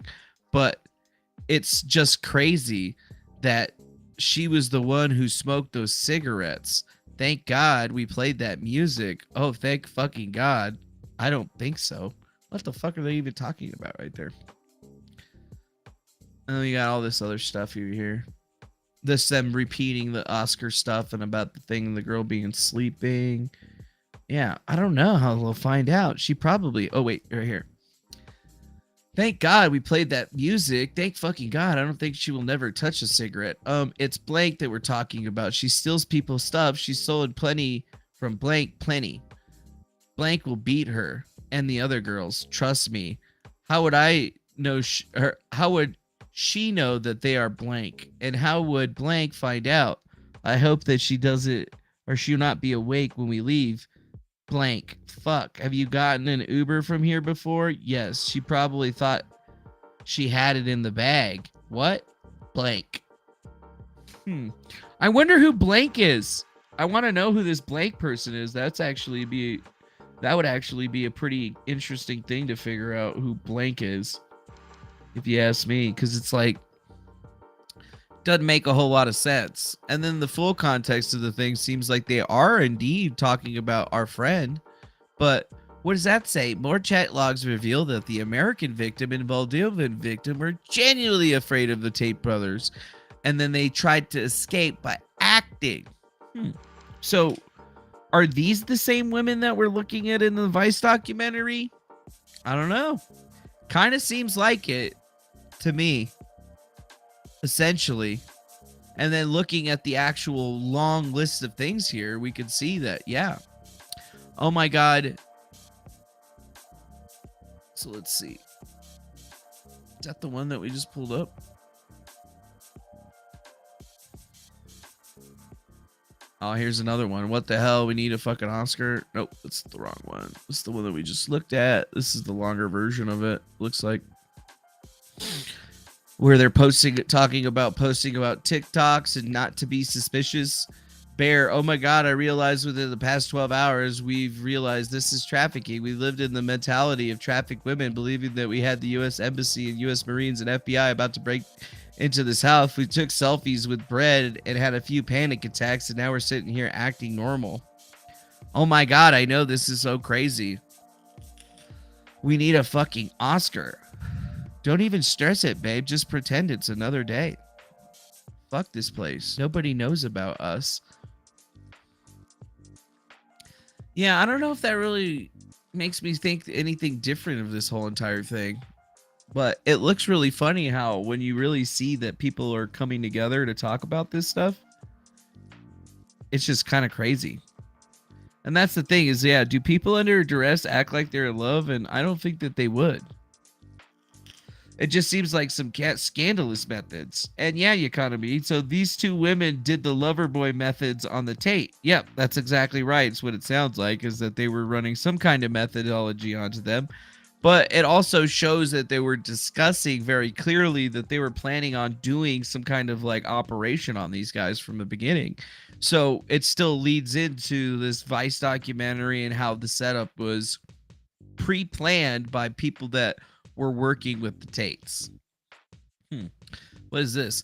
The baseless comparison does, however, reveal one of the more overlapping facts between the Tate's Muslim supporters and far-right movements in the West, how they define depravity. The threat is not non-marital sex and adultery, nor is it overindulgence in the earthly pleasures and the source of decay in the civilization. Rather, the threat is the new wave of feminism and liberalism that influences the kind of women who these groups would rather keep in traditional gender roles in order to uphold the traditional patriarchal order, which permits a man to indulge in whatever pleasures he desires while expecting chastity and submission from the woman in their direct circles.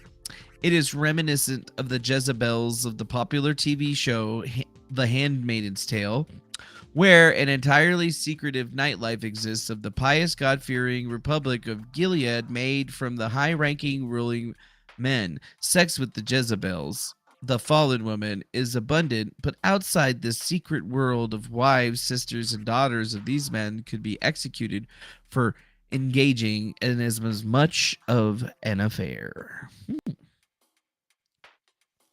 So it really seemed like Crabman's like obviously on the side of the anti-Tate system, but you know, like so far it seems like most people are disclaiming and describing a lot of this stuff. Ah yes, the Tate brothers were the ones that were manipulated. Again, the claim that the Tate moved away from cam girls is a lie. Here's additional proof that Andrew had sex with all the cam girls as a form of control and regularly collected money from them. Let's see. And this is from 2020. Naked woman made me rich. Gambling made me richer. Vice always says pay. And the war room soldiers down owns percentages. One day you will walk past our security to your safe deposit box and open it to see 400K in notes. Born identity type shit. No Western tax authority knows about. And then what do we got here?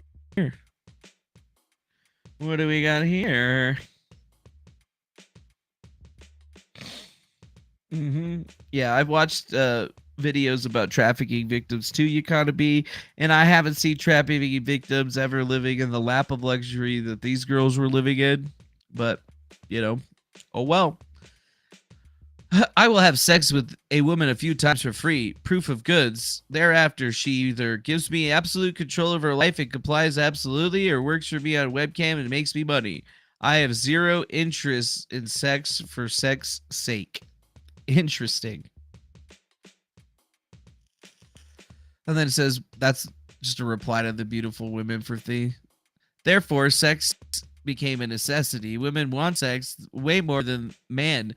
Men, if you don't find this to be true, you're bad in bed. If you're good, they can never get enough. The amount of sex a girl got from me was directly linked to how much money she made for me.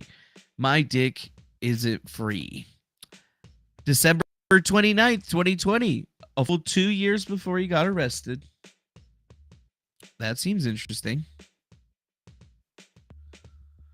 Men send women money all day, every day. Women give me the money to me. 70 here, 100 there, sometimes 500, sometimes 5,000. It adds up to 30, 60, 40 a month, all for free. Please, goddess, I need to see you. Okay, send me $70 and I'll send you pics in my new underwear. I thought the other 70 was already for that as well. Are you going to pay me or question me? Yes, it's sent. Sorry for questioning you. I know, I'm your bitch. Woo! So wait a minute. That actually seems opposite, right? Please, goddess, I need to see you. Okay. Send me $70 and I will send you pics of new underwear. I thought the other 70 was already for that as well. Are you going to pay me or question me? Huh. It kind of seems like that girl was paying him for naked pictures or in underwear pictures. But then again, you know, it could be some kind of like really, really, you know, weird way of trafficking, I guess. So all in all, how much do I make a month? I don't know. 1 million, 1.5 million. I'm richer than most celebrities I've met, but past a certain point, it really doesn't matter. I enjoy fighting, my supercars, and 15 women. My women pay me. I don't pay them. Very important. True love is greater than paid sex. I am the lover boy. I am the lover boy. I am the lover boy. Yeah.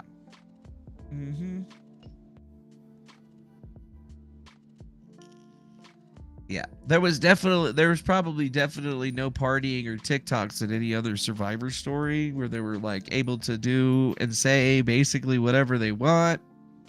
Yeah, and maybe Tate would pretend the girl to be with the girls to get money from dudes on the internet. You know, he did claim that he would actually be that. So, I mean, maybe he's making big money.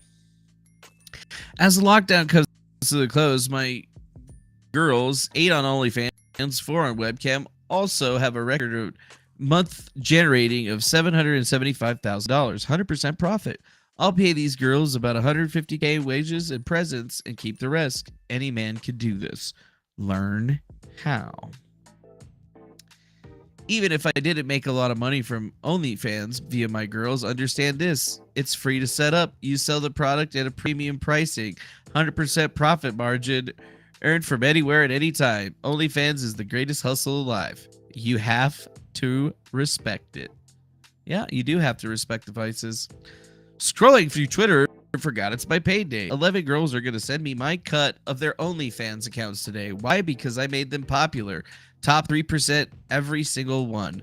Gonna get 35 to 40K this afternoon. Learn how to do the same here. Oh, yeah. Learn how to run our PhD program on getting hustling bitches on OnlyFans, where you talk really sexy bitches that you had sex with in order to be on OnlyFans where they make bunches of money, but they got to give you a cut. Girls send me money every Monday morning. Men are paying them and they are paying me. Why? Because I make them the best. 6 years in the industry. Know what I know and start your own OnlyFans business here. It hits 9328 for the week, but Rob said that he was going to tip me another 1,000 tomorrow. Should I take it today or tomorrow? Tomorrow. Photo set? Yes, I did it. I believe doing it the same as last time. Yeah, sounds like a fucking amazing business models. Excuse me, are you a sexy bitch? Are you a sexy bitch? Do you watch this show? Do you want to get grifted? Do you want to learn how to grift like a fucking massive champion? Do you want me to teach you how to be sexy and sell yourself on OnlyFans and other websites to make shitloads of money? Hit me up, hr@griftcast.com. If you're even close to being a hot girl, I can figure out exactly where to put you on the internet so that you make the most amount of money. Don't want to sell your titties on OnlyFans? Fine. We could probably sell your feet. You got cool hands? We might be able to sell them or whatever. You like giving people the middle finger? You like playing video games? And are you at all attractive? We can make you into a millionaire. And by the way, making me into a millionaire, and we can all make a lot of money together. So please, email hr@griftcast.com and we'll start your OnlyFans grift today. And don't worry, we'll help you become the top 3% because we're going to teach you how to interact with your fans to make loyal customers for the rest of your life.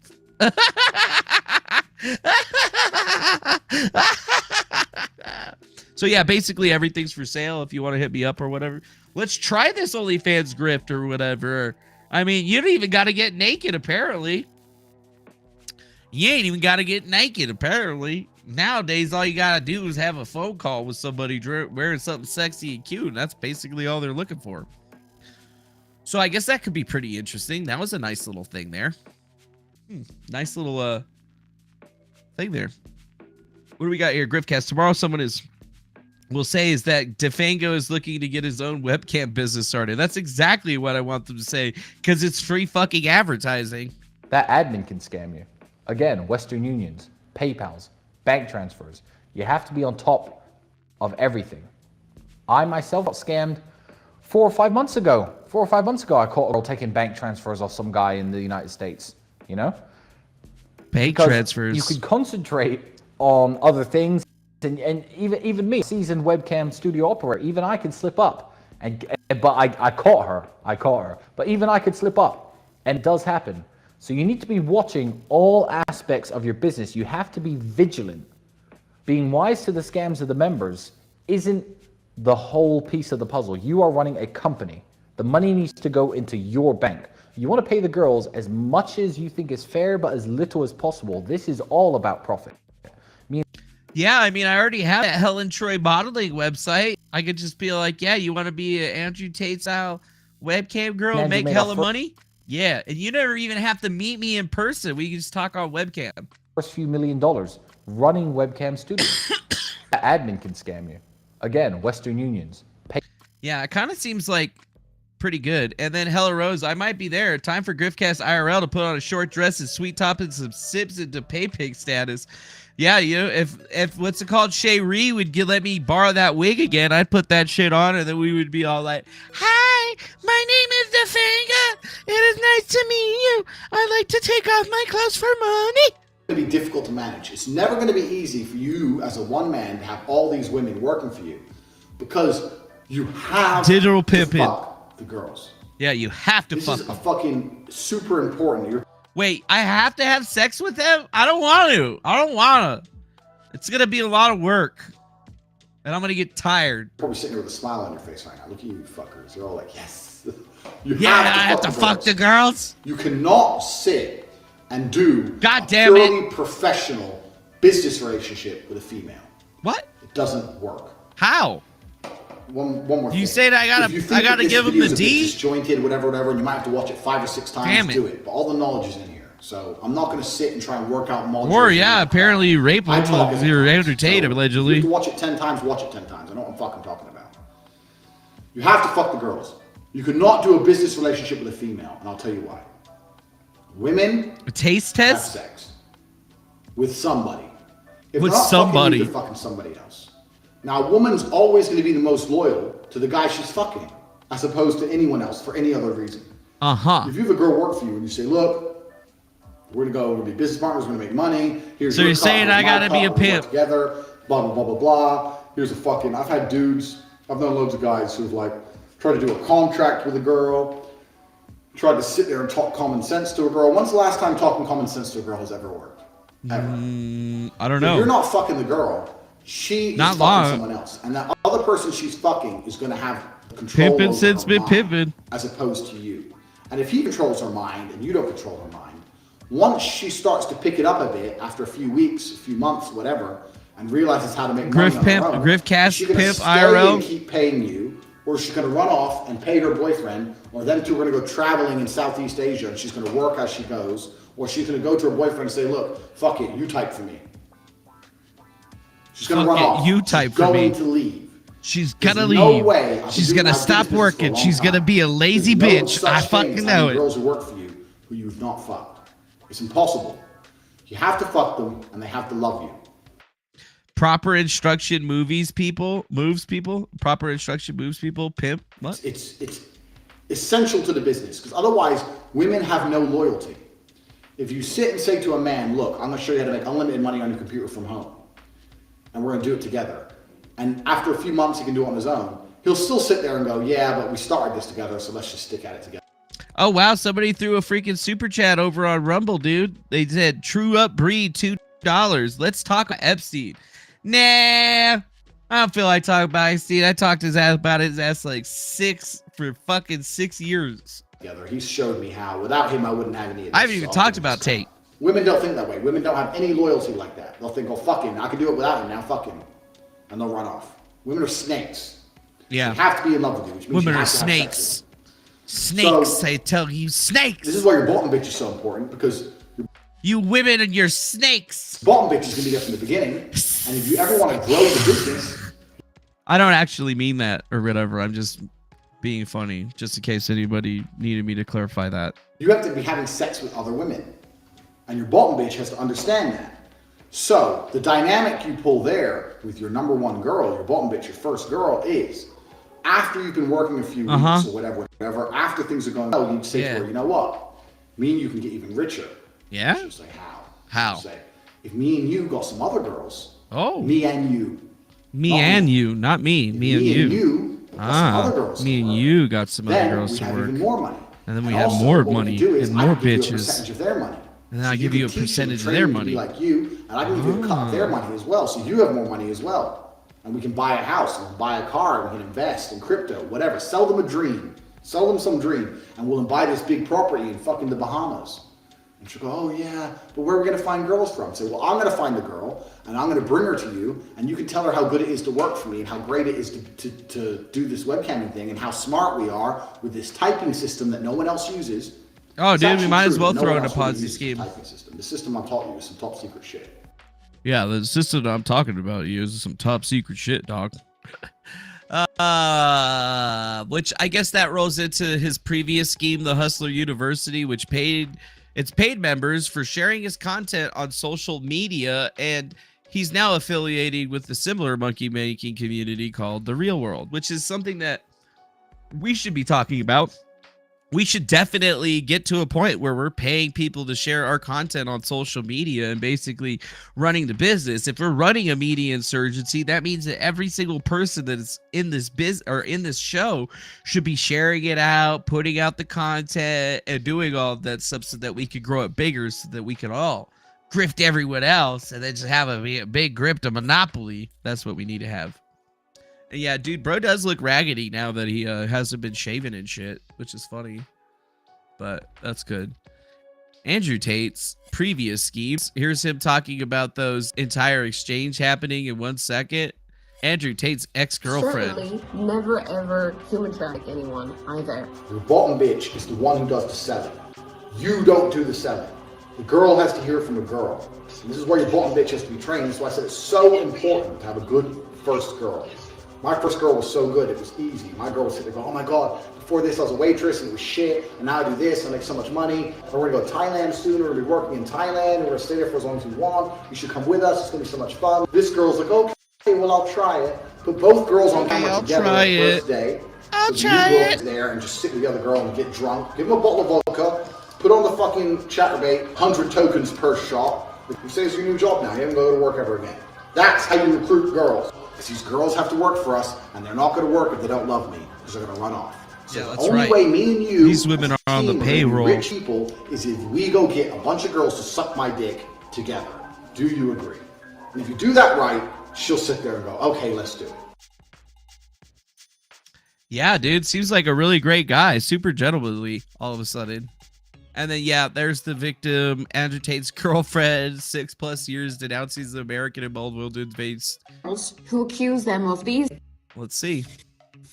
The screenshots have been leaked today from the girls who framed Tristan and Andrew from the human trafficking and rape. The very same two girls who accuse them of these things, the screenshots between them two have been leaked today, where they're talking about how they're going to play this, how they're going to frame, they have planned to frame them, and how they're going to do it. There's a discussion, you can see it on the screenshots, where they're saying, are you good actors? Asking each other if they're good actresses, how they're gonna let the tear come out and all that kind of stuff, how they're going to get an Oscar for it, how they're going to contact Netflix and Hulu to get the She's best pretty deal. fucking fine, though, And I not gotta only say. that, one of the girls Look at them also been Chi-Chis. messaging mother at the same They time when party. she's talking to the other girl, how she is not kidnapped or she's not being human trafficked.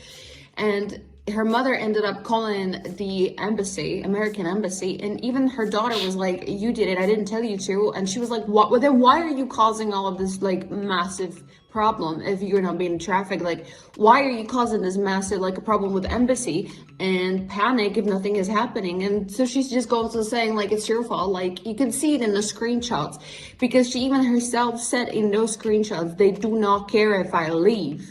And then mother goes on like, then why are you causing all of this? You can see it all in the screenshots, how she's telling her mother, they don't care if I leave.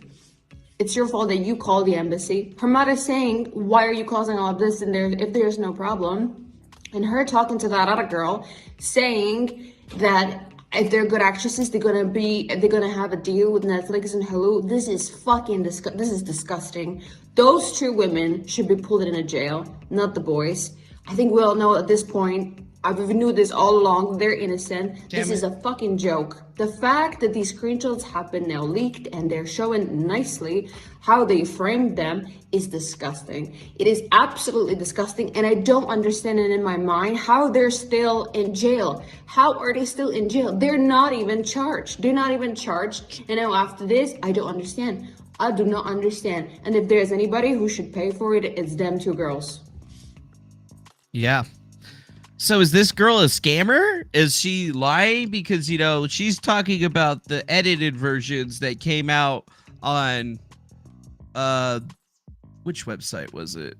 I know I have the link. Oh, yes. She's talking about the edited screenshots from here, right? And she's not talking about more longer versions from Crab Crawler Man that seems to be a lot more detailed. Although, I mean, it's still a bit strange that she would have gone back on her word. It just seems that we have a lot to be looking at here, because essentially we still haven't seen any type of person saying any type of situation that these guys are actually caught up for, right? Like, it's just kind of weird. Look at this.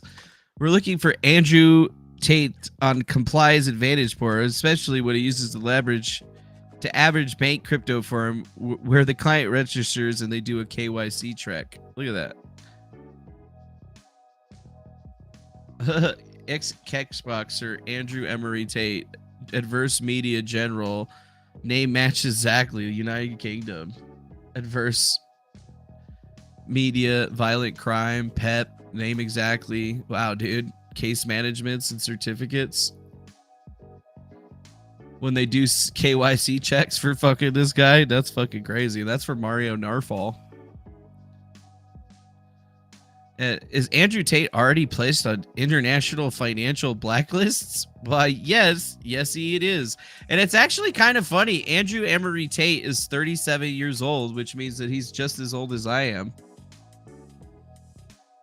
Actually, he's younger than I am. And we're both the third, right? So, I mean, where did I fuck up in my life that I'm not a rich ass motherfucker like these guys? Where did I fuck up? in a lot of places, man. Well, you want to sit down? We can tell you about each of them if you would really like to. Yeah. I mean, it does kind of seem like the women are scared and carrying on, but overall, I still haven't seen anything that like tells me that this shit's happening 100%. I mean, it seems like a pretty interesting case, but at the end of the day, we still need to see what's happening. And I've been looking into the Crabman's like thread on this thing for a very long time. That's why I put his name and his picture on the beginning of this thing, because literally we could sit here for fucking hours, like literally fucking hours talking about this.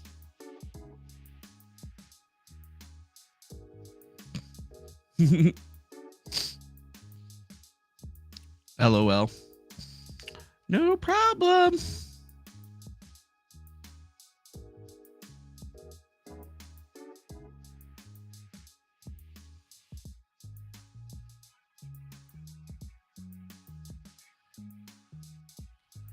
Oh, I got a reply from Ashley Birdie. I don't think anything about Vice. Also, I'm not going to reveal who she is. She wants to stay private, so very much doubt it. No problem. I think we know exactly what you are up to now. Have a good life. Now let's go ahead and unfollow her, and we'll go ahead and remove the follower, and then leave the conversation. Cool. I don't really think that that girl's trustworthy at all, to be perfectly frank and honest.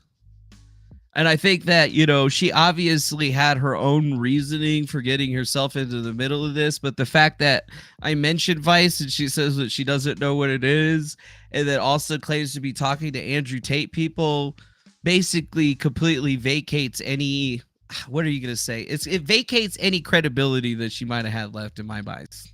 That's what I kind of see. She's cute though, but you know, she rather go on Brittany Venti's channel and a couple other people's channels to talk about this stuff, and you know, like they really haven't gotten anything. And her whole deal in that thing in the first place is because it seemed like she was trying to more or less reveal information about Timcast and what was going on there, and it seemed to be less about Eliza Bleu. And the fact that she don't want to talk about these victims at all kind of like leads me to believe that there's probably more of a connection to the two girls that are in the Vice News documentary than meets the eye to me. So, you know, I guess we'll just go ahead and be like, yo, you can fuck off now. We don't need you anymore. Have a nice fucking day. Have a nice day. Have a nice life. But I think it's smart to do that because I don't know. I don't think victims are real. I think they were imaginary victims when Eliza Bleu was talking about them. And I think that now I'm starting to think that they're imaginary with this other chick too, because they never talked to any real victims, I don't think. And if they did talk to real victims, the victims that they're talking to are more than likely going to be these two from the Vice documentary. And if you're trying to be that cagey about that, then I just don't think that there's really any reason to believe anything that you have to say. You know, that's just basically what my thought is at the end of the day.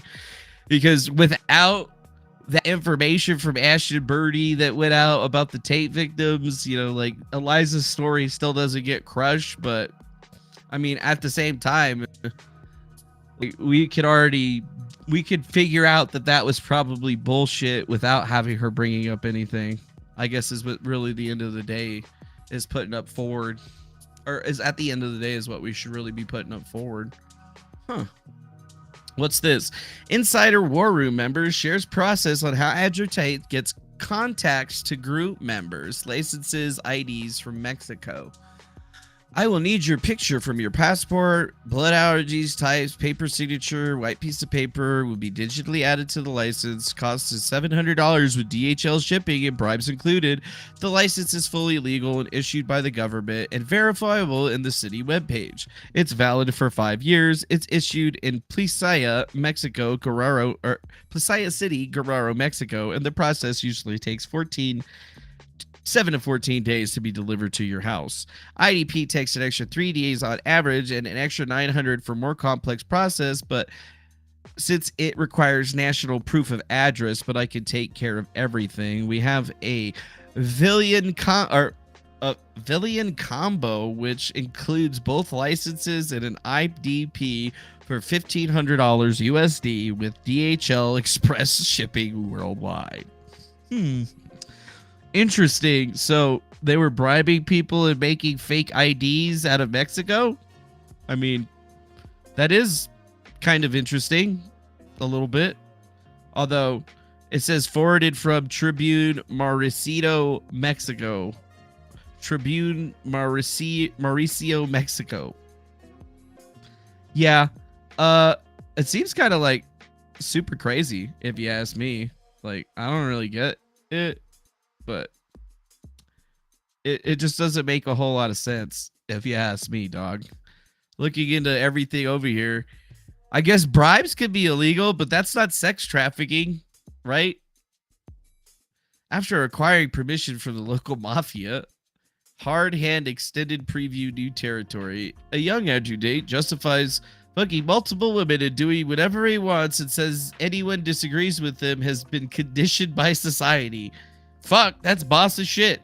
He was apparently connected with the mafia during those days. Ah, yes, after acquiring permission from the local mafia, I was allowed to run my business. In March 2015, Andrew and Twisted Tate opened up Tate Enterprises in rural Ukraine. Isn't in 2015 where he also allegedly had some kind of sex thing that was going on or whatever, according to Vice News? Yeah, right there. Matt Shea said 7 years before his arrest, he was investigated over sexual abuse allegations in the UK. So that would have been around the same time. Copy that. So when he was running Hustler University and doing all this other bullshit is when they were talking about that. Fleeing Germany and Spain. Interesting. None of the top girls keep the money. They give it to me to like the men. Oh yeah, we already read most of this shit. Which, I mean, at the end of the day, doesn't bother me because it's definitely not illegal to, you know, manage girls running OnlyFans and shit like that, especially if they're not actually having sex. There's no fucking crime there. It's just a bunch of fucking chuds paying in hella money. I mean, honestly, it's just an excellent grift. That's the way I look at it at this particular juncture. Is this dude had a grift that was unbelievable. He got to hang out with all these hot women. He pretty much had sex with all of them. They all did it willingly and they all made money together. And now all these other people are just kind of like mad. And then there's girls that wanted more money or dislike him because they're no longer around. And now they're trying to take him down, which is why we don't have anything out there. I mean, yeah, this stuff looks bad, but like, is it worse? I mean, is this worse? I mean, is it really sex trafficking if they're not actually having sex with anybody for money and they're only having sex with Andrew Tate? No. Even watching a Star Wars trailer may leave you homeless on the street with AIDS. I've only have one path to absolute financial freedom. Do not follow the Jedi. Follow the Jesus. Learn how to get unlimited girls and make unlimited money here. CobraTate.com. I mean, wow. Top G. Fucking A. Top grift. That's exactly right. He's got the top grift. There's no way that you're getting a better grift than this. No, sir. I mean, if you've tried to find a better grift than this, I don't think that you could. I mean, I got to start my own webcamming business. So like I said, you a bitch, you want to make some money on OnlyFans? I will show you how to do it right. We will follow the Andrew Tate method and we will get you rich. And then, you know what? You just send me money. How much did you get paid fucking today? 40K a day? Not week, a month, a fucking day. This is me right now. Daily deposits every day. Money comes in my bank. How easy. Just join the system. That would be pretty fucking badass if that was actually happening. It's just regular trafficking, though, because of the fake passports and the mob, though. Yeah, I guess it would just be fake trafficking if it was that. But, I mean, it's illegal to buy fake passports and stuff like that. But is it illegal to use them? Yeah, probably. But you would have to be able to prove that somebody used it and all this other shit. I mean, dude. It says, Destiny is a much better debater on the Tate issues than I could ever hope to be. Even though I followed the case much more closely, I feel like the blue-haired fella has better skills. This is an example of another black man who's basically being incarcerated in... Sorry, you left. Do you not agree? I don't know. I don't think this has anything to do with black men or whatever that's being incarcerated. I don't know why that's even... It does actually have to do with that because he's a minority, so this is another minority getting incarcerated for making money like a white person, like Destiny. It does, because basically you're ignoring the fact that he's in Eastern Europe. It's basically has a significant amount of issues in terms of race issues. It also has a significant amount of issues in terms of sex trafficking. Because one of the questions I had was, has Andrew Tate snitched on himself and admitted to being guilty in Hustlers University courses? Andrew Tate. So Andrew Tate. Andrew Tate. Andrew Tate. Andrew Tate. Oh, Andrew Tate was Tate. Arrested. They really love talking about Andrew Tate. Another worshiper. Suck it, fat shit boy. What's this? Redat. Environmental Insulineer, NFT collector, NFT outlist. That's funny. So wait a minute. Crabman thinks that he has a fucking PR agency coming after him too? No, dude. Those are just Andrew Tate fans. Bro, they don't like you. Andrew Tate people are trying to censor my account. Crabman. During this, I would report your shit as well for misinformation. Nothing wrong here. What's this right here? Andrew Tate associate Jules Satori Shooter Sullivan was a speaker at intersex conferences and longtime major leaderships in the UAE. Oh yeah, they locked his account? Sartorial Shooter? Wow, look at all that stuff. Maybe people are trying to really take him down, dude. But for whatever reason, he's only had to delete the tweets and he doesn't actually get suspended or lose the ability to post. Or maybe he does. I'm not exactly sure. Breaking. XUC cautions Aiden Ross for following dangerous trajectory. Tate, he's trying really hard to emulate things that are happening to Tate, he says. It's really an unheavy rabbit hole to go down. I don't think he truly wants it in. Oh, yeah, I'm pretty sure XQC really knows about how life is supposed to be for other people, so that's interesting. I need to hold a class about meditating. Andrew Tate supporter in danger since his incarceration. Aiden Ross, who stood by Tate and a contentious internet celebrity, runs into trouble, according to Twitch. Aiden King site. Huh. Wow. Aiden Ross has stood by Andrew Tate. So wait, they're trying to also cancel Aiden Ross for being a Tate supporter because he went to his actual compound and shit. Let's see if there's anything going on with that. We'll take a little sideline into there. And this is the Aiden Ross that we're talking about right here. 2 million followers. Talking to LeBron James. Streaming 4 years ago. Tristan Tate. Starting the day off right.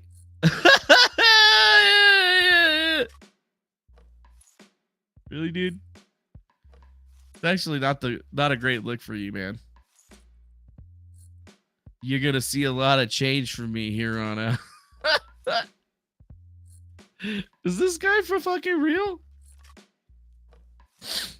What's his can't Aiden 2 Huncho. Let's see. Aiden Ross. We'll just Google that right there.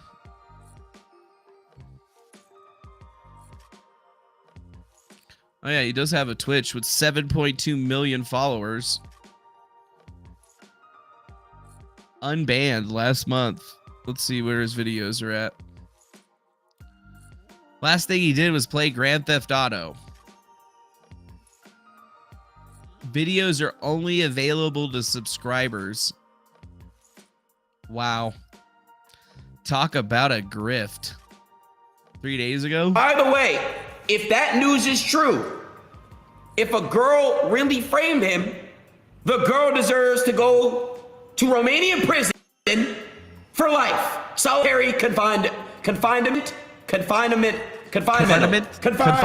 Whatever the fuck it is, bro. I don't know. Do I look like a fucking cop? I don't know. Or a lawyer? Real Seems shit kinda though, angry. chat. Send that bitch to fucking jail. Yeah, send her to jail, man. 6 days ago, kicked streaming plans. I'm not permanently full-time going there. I want to feel it out, and I want to make sure my community fucks with it too. So I'll still stream on Twitch if that's what you guys want. But what I will say is this. I'm going to Kick this week. I'm going to be doing Omegle, watching live sports, watching movies, prank phone calls, doing unlimited. We can literally watch porn together. I could jerk off with you. No, I'm still celibate. But if I wanted to, we can do whatever the fuck we want. There's no terms of service over there. You guys can say whatever you want in my chat. Nobody can get fucking banned. If you listen. Kick streaming? What is that? Never heard of that before. Kick.com is the most rewarding gaming live stream platform. Slots and casinos, classy beef. Kick.com. None of this 70-30 business. Wow, it's another completely... It looks exactly like Twitch in every way possible. Wow, it might be a new platform that we have to add for ourselves. And it's called Kick. Looks like they have a few different people here that are doing it. Guess we could go make me a housewife, please. Let's see what they got here. Mature content warning. Wait, oh, there we go. Whatever you want. So let's see. Let's try this guy right here. Subs It's enabled. Strex. Card, it's payment mobile. Facts. Yeah, this literally looks exactly like fucking Twitch. Hold on a second. Datadog browser agent, datadog.com service, kick.com mobile app, CloudFront. Let's see.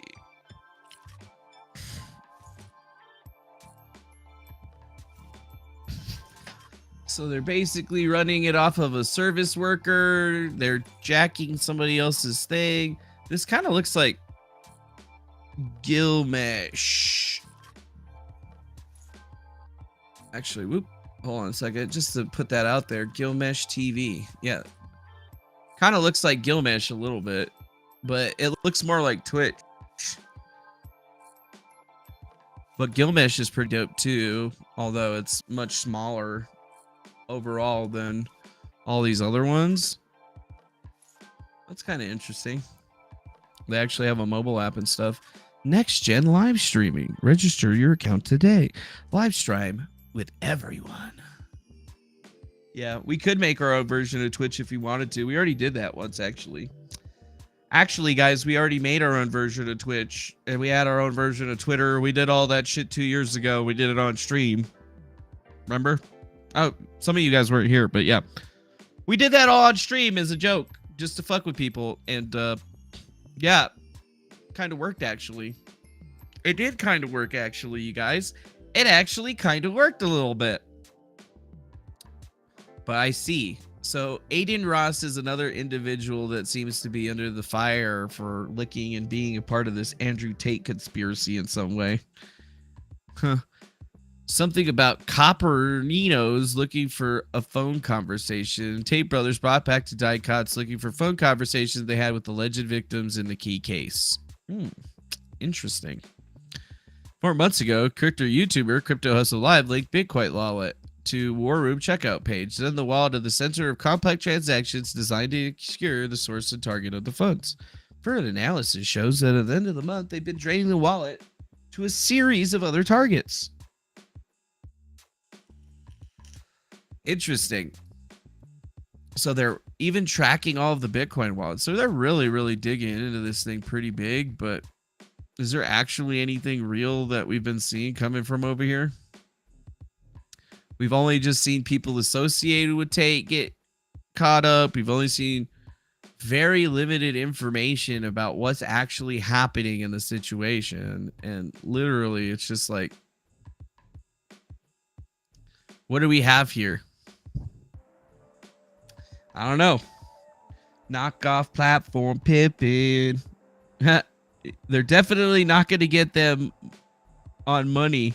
They're going to get them on money and not on trafficking. That's right. That's exactly what's going to fucking happen. They're going to get them on money. Traderex TV owns Kick. That makes a lot of sense because I mean the shit looks exactly like fucking Twitch in every way, shape, and form. I mean it's literally Twitch. That's what it is. Knockoff platform pimping. So I guess where do we go for the end of the day on this one since we've been on this? I think that there really hasn't been enough new information in this situation for me to even try to make like a determination on what's happening here. I just think that the whole entire thing is just whack. Like so far, from what I've seen, it's going to be really difficult for them to get him on any sex trafficking abuse charges. It seems like maybe they might be able to get him on money laundering or tax fraud, wire fraud, or anything else of that nature. But like, it to me just seems like there's definitely not anything big that's going to be coming out of this one. So, you know, I'm going to keep following along with the Crabman to see how this one's going to roll out. But, you know, like I think we're pretty much done. There hasn't really been anything new. And the newest piece of information that came through ain't nothing. What's up, Gene? Hey, what's going on? Not much. Just I was getting ready to shut her down, actually. Oh, really? Oh, okay. Yeah, what's going on? I just wrapped up some work stuff, so I figured I'd jump in for a little bit, see what's happening.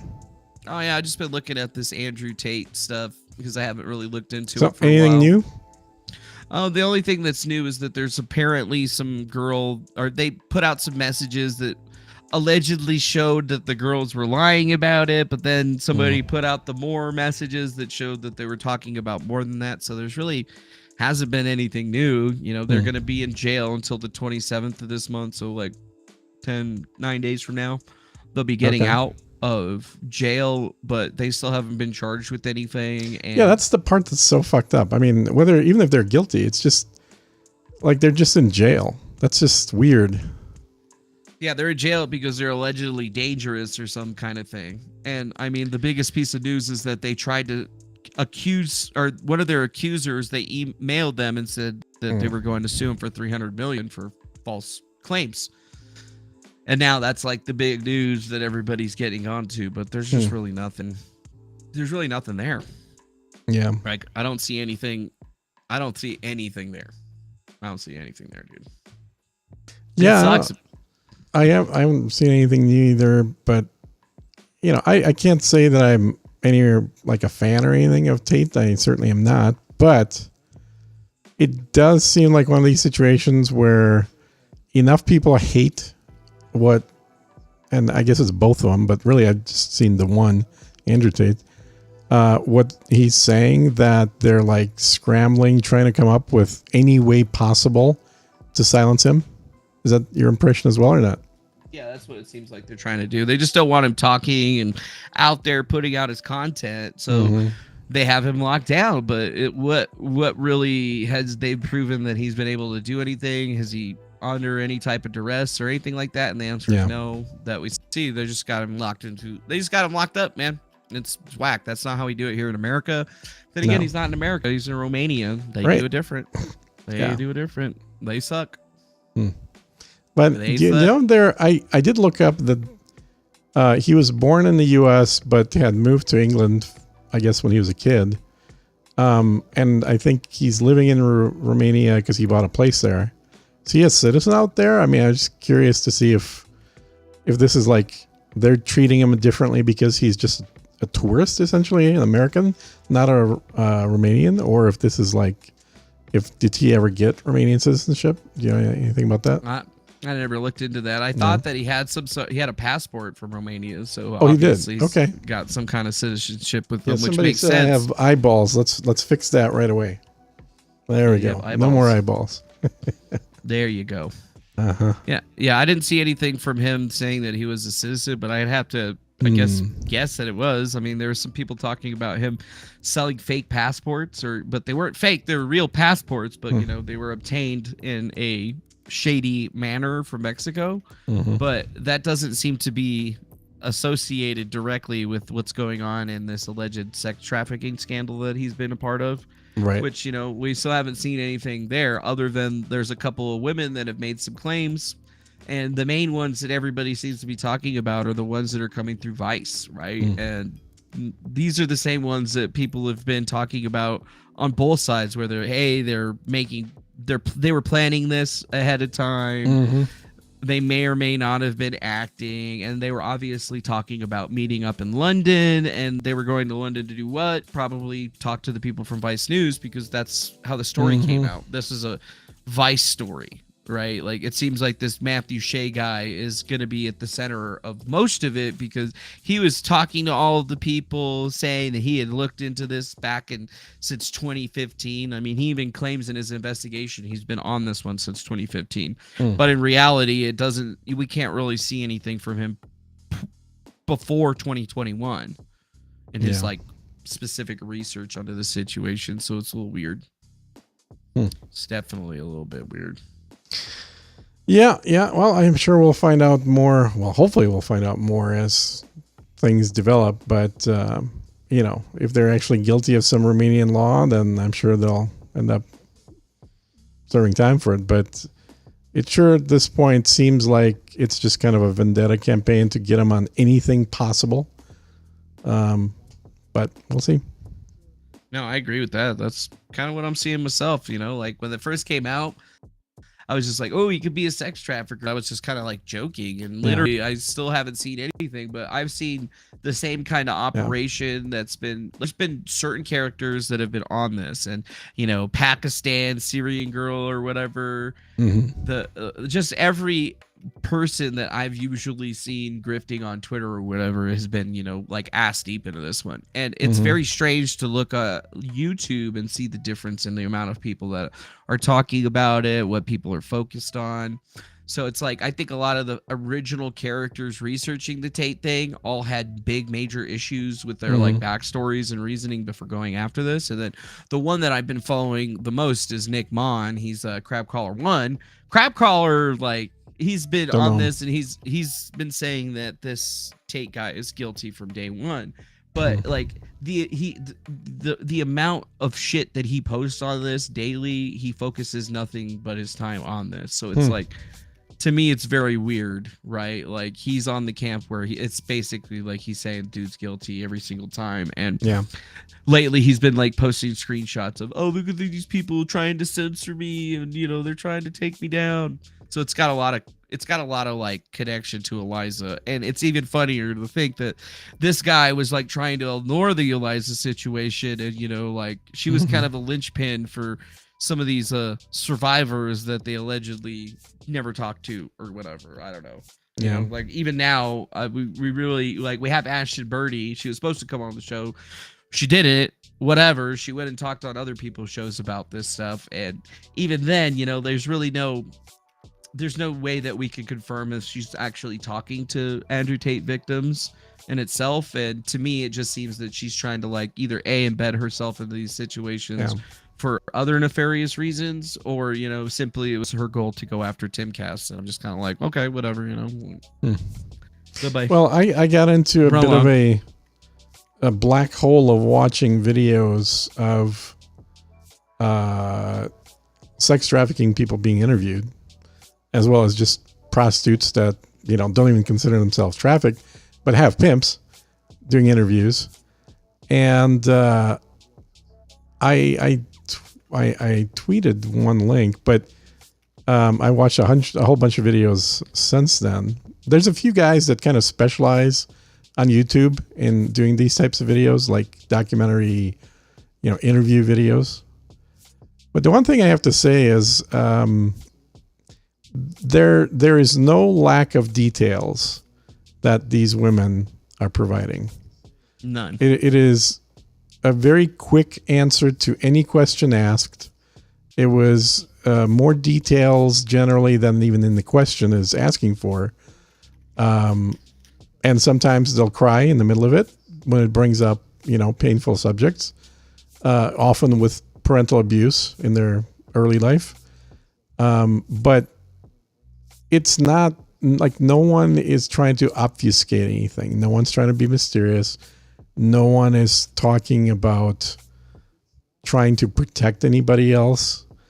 In fact, one of the guy's videos I watched where he was interviewing a woman who went back into prostitution after kind of escaping it for a while. Her pimp drove her to this interview, and the guy's like, "So is he in the car?" And she's like, "Yeah, he's gonna wait there." He's like, "Can I go talk to him, see if he wants to come and talk?" So he went out, got the pimp to come in. So then both of them are sitting there getting interviewed, and it was fascinating. And I think that's a key thing in at least my trying to gauge the honesty of people, is how readily are they willing to talk, and what level of detail are they willing to get into? Yeah. If they're not able to get into a lot of detail, there's usually kind of a red flag. That's like what the kind of thing that I would see. It would be a red flag. Because there's a lot of people that aren't looking into the details on this thing. And, that's more for like Eliza's particular situation. And I mean, some of these other girls, they talk about like getting hit or something, but with the way Vice does their shit, there's really like, it's just shock jock shit. You just know it's just you just know that there's some kind of operation that's going on with it. And that's the one thing that I see, is because they just sold their documentary for Andrew Tate, The Dangerous Rise of Andrew Tate. Vice did. They just sold it to the BBC. So here, like in a couple of days, as Andrew Tate's getting out of jail, he's going to be getting assaulted by a Vice documentary on basically all the biggest, channel overseas, right? Like BBC.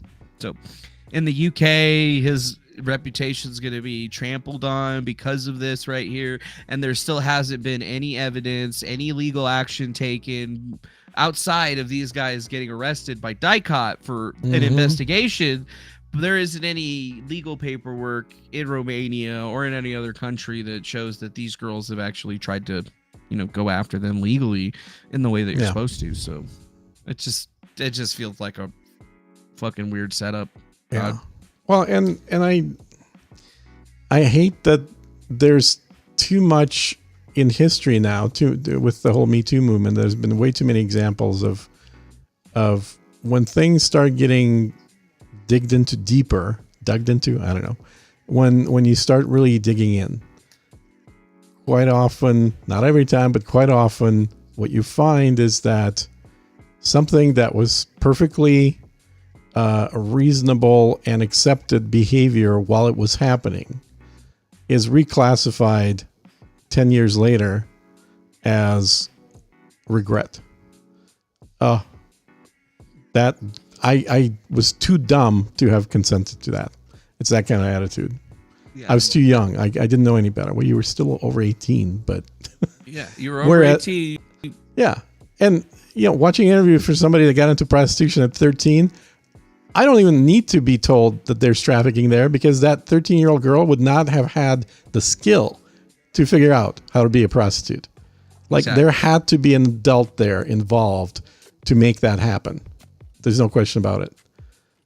But, trafficking a 25-year-old is a little different. Slightly different, yes. Slightly different. Yeah. Drugs are bad, though, okay? Drugs are bad. And then fire's bad. I don't know what the hell they're thinking over at the Blaze. Get it? The Blaze. What are they thinking? Well, now, for 2 different videos, Alex Stein has managed to set something on fire. Well, it's the Blaze. Well, it is the Blaze, but that's kind of the tongue-in-cheek part of it. But it's like, dude, what the hell? You're like showing somebody setting stuff ablaze in the studio now on a regular basis? I don't think that's good practice for them. No, I don't think it's a great practice for them at all. You saw both the videos, right? No, I didn't see the second one. I only saw the one with Brittany. Yeah, he's setting Harry Potter on fire. Oh, that's funny. Why did he set Harry Potter on fire? Well, he's playing a character of somebody that is like a super fan of Harry Potter and is now having to burn Harry Potter because of trans issues. Dang, dude. Yeah. That was, I don't know. It was on the border of not really even funny at all. I get what he's trying to do, but it's kind of like, dude, there's level to which you need to get to be funny, but then you step over it and you get into the area of no longer funny. That makes sense. Yeah, but So I didn't see that video I think today. he's been hitting a little bit of that lately. Is that area of no longer funny at all? So I don't know. I think a few other folks are probably thinking the same thing. No, I agree. I think about the same thing as well. But I thought he's not been funny for a lot longer. But Fair enough. I mean, he's. I kind of think there's like 90% Three Stooges. Never thought he was really that much. And 10% like actually satirical, funny stuff with him.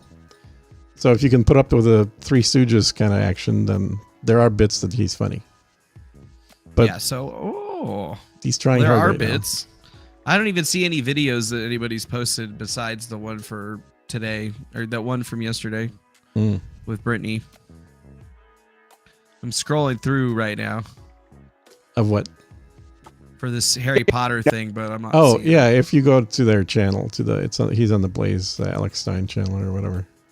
Mhm. So people may not be posting clips because no one's watching it. I don't know, man. I'm still trying to get a meeting set up with the Blaze. Well, I should be there on Monday. You're gonna go meet with the Blaze for what? Oh yeah, Brittany Fenty. I forgot. Yeah, I'm trying to get Brenty on there. Yeah. Might work, but And she's hell, gonna have man, to if get I her get my Twitter own account show back. out of it because they kick Alex out, that'd be all right too. Yeah, that'd be good. Mhm. Just go meet up with them. Tell them that you're way better and that you're gonna do awesome shit, and they're gonna love Totally, you. way better. That's right. Just not a Mormon. That's the only downside. Dude, somebody said, give me a Griftcast IRL shirt. No, sir. You can buy one. Go to griftcastirl.com/merch. Thank you very much. We don't giveaway. Giveaway? What the hell's that? Yeah, What exactly. the fuck? You want I me don't to know what give that it is. away? You want me to give it away for you? We give those away for a donation. I'll give you a free one if you buy one. Donate. Wait, what is the price right here? I think for the cheapest shirt on the store, it's like $20 or something like that. We should probably show your screen once you find it. Yeah. Yeah, that's what I'm doing. Mm-hmm. That's what I'm doing. Oh, actually, no, I took that one down. Oh. That one's off. But let's see. I see that. Grift hard. Yeah, that's a great shirt. 31, Mhm. dude. Only a 31, $31 yeah. donation, and we'll send you this free A free shirt. shirt Right for a $31 donation. That's a hella deal. there. And you can get grifted hard, so you can Mhm. understand exactly what the show's all about. Get grifted, and just feel great about it. Honestly, I you mean, just feel good about can I it. give you another shirt idea? So here's another one that's actually cheaper for you poor people out there. $23.20 for a Griftcast IRL premium men's heavyweight t-shirt. Yeah. Yeah, that's right. And that's right there. No freebies, Nikki M. $2 through Super Chat. No freebies. Thank you no, for but the money you do there. actually get freebies, but you just got to make a donation. So Exactly. $23.20 donation. You can get yourself a Griftcast IRL shirt today. So here's my Today. suggestion for a new shirt design. On the shirt, put I got grifted hard. You could look into that for sure. I think that's pretty funny. I would laugh at that. I mean, I would laugh at it too. Mm-hmm. But if not, go buy yourself a nice little dome beanie or whatever, because show Tim Pool exactly how you feel about his company. Mhm. Show, and then support our company instead. You better believe it. You know you want to. You know you want to. All right. Well, this is good. I think we did good today. I did good today, but I'm definitely gonna be skeeting out today. That's for sure. All right. Only other thing I was going to mention today was just the fact that now apparently U.S. is on the hook for paying retirement benefits to Ukraine. You saw that, Oh, right? nice. No, I didn't. But Didn't you? Oh, no. Yeah, I because was only talking about that one topic today. Oh, really? Wow. We've been talking about it for a long time. Yeah. So apparently, well, normally I would go longer, but I gave myself a 2.5 hour time limit. Okay, got it. But yeah, well, check it out then when you get a chance. Biden's apparently announced already that the U.S. will be picking up the tab for Ukrainian benefits for folks. Well, that sucks. I don't want to be paying for their fucking benefits. Well, these. I don't even get I don't even get to enjoy my own benefits. There's quite a few tweets about that. Exactly. That people are saying, hold up, we're going to be paying for them and we're not getting it. I don't know. Crazy stuff. Yeah, I don't really see anything about that. But I guess I'll yeah, it look was all into it going later. through Twitter, and there's a video of it. But may not be it may not be popular in mainstream media.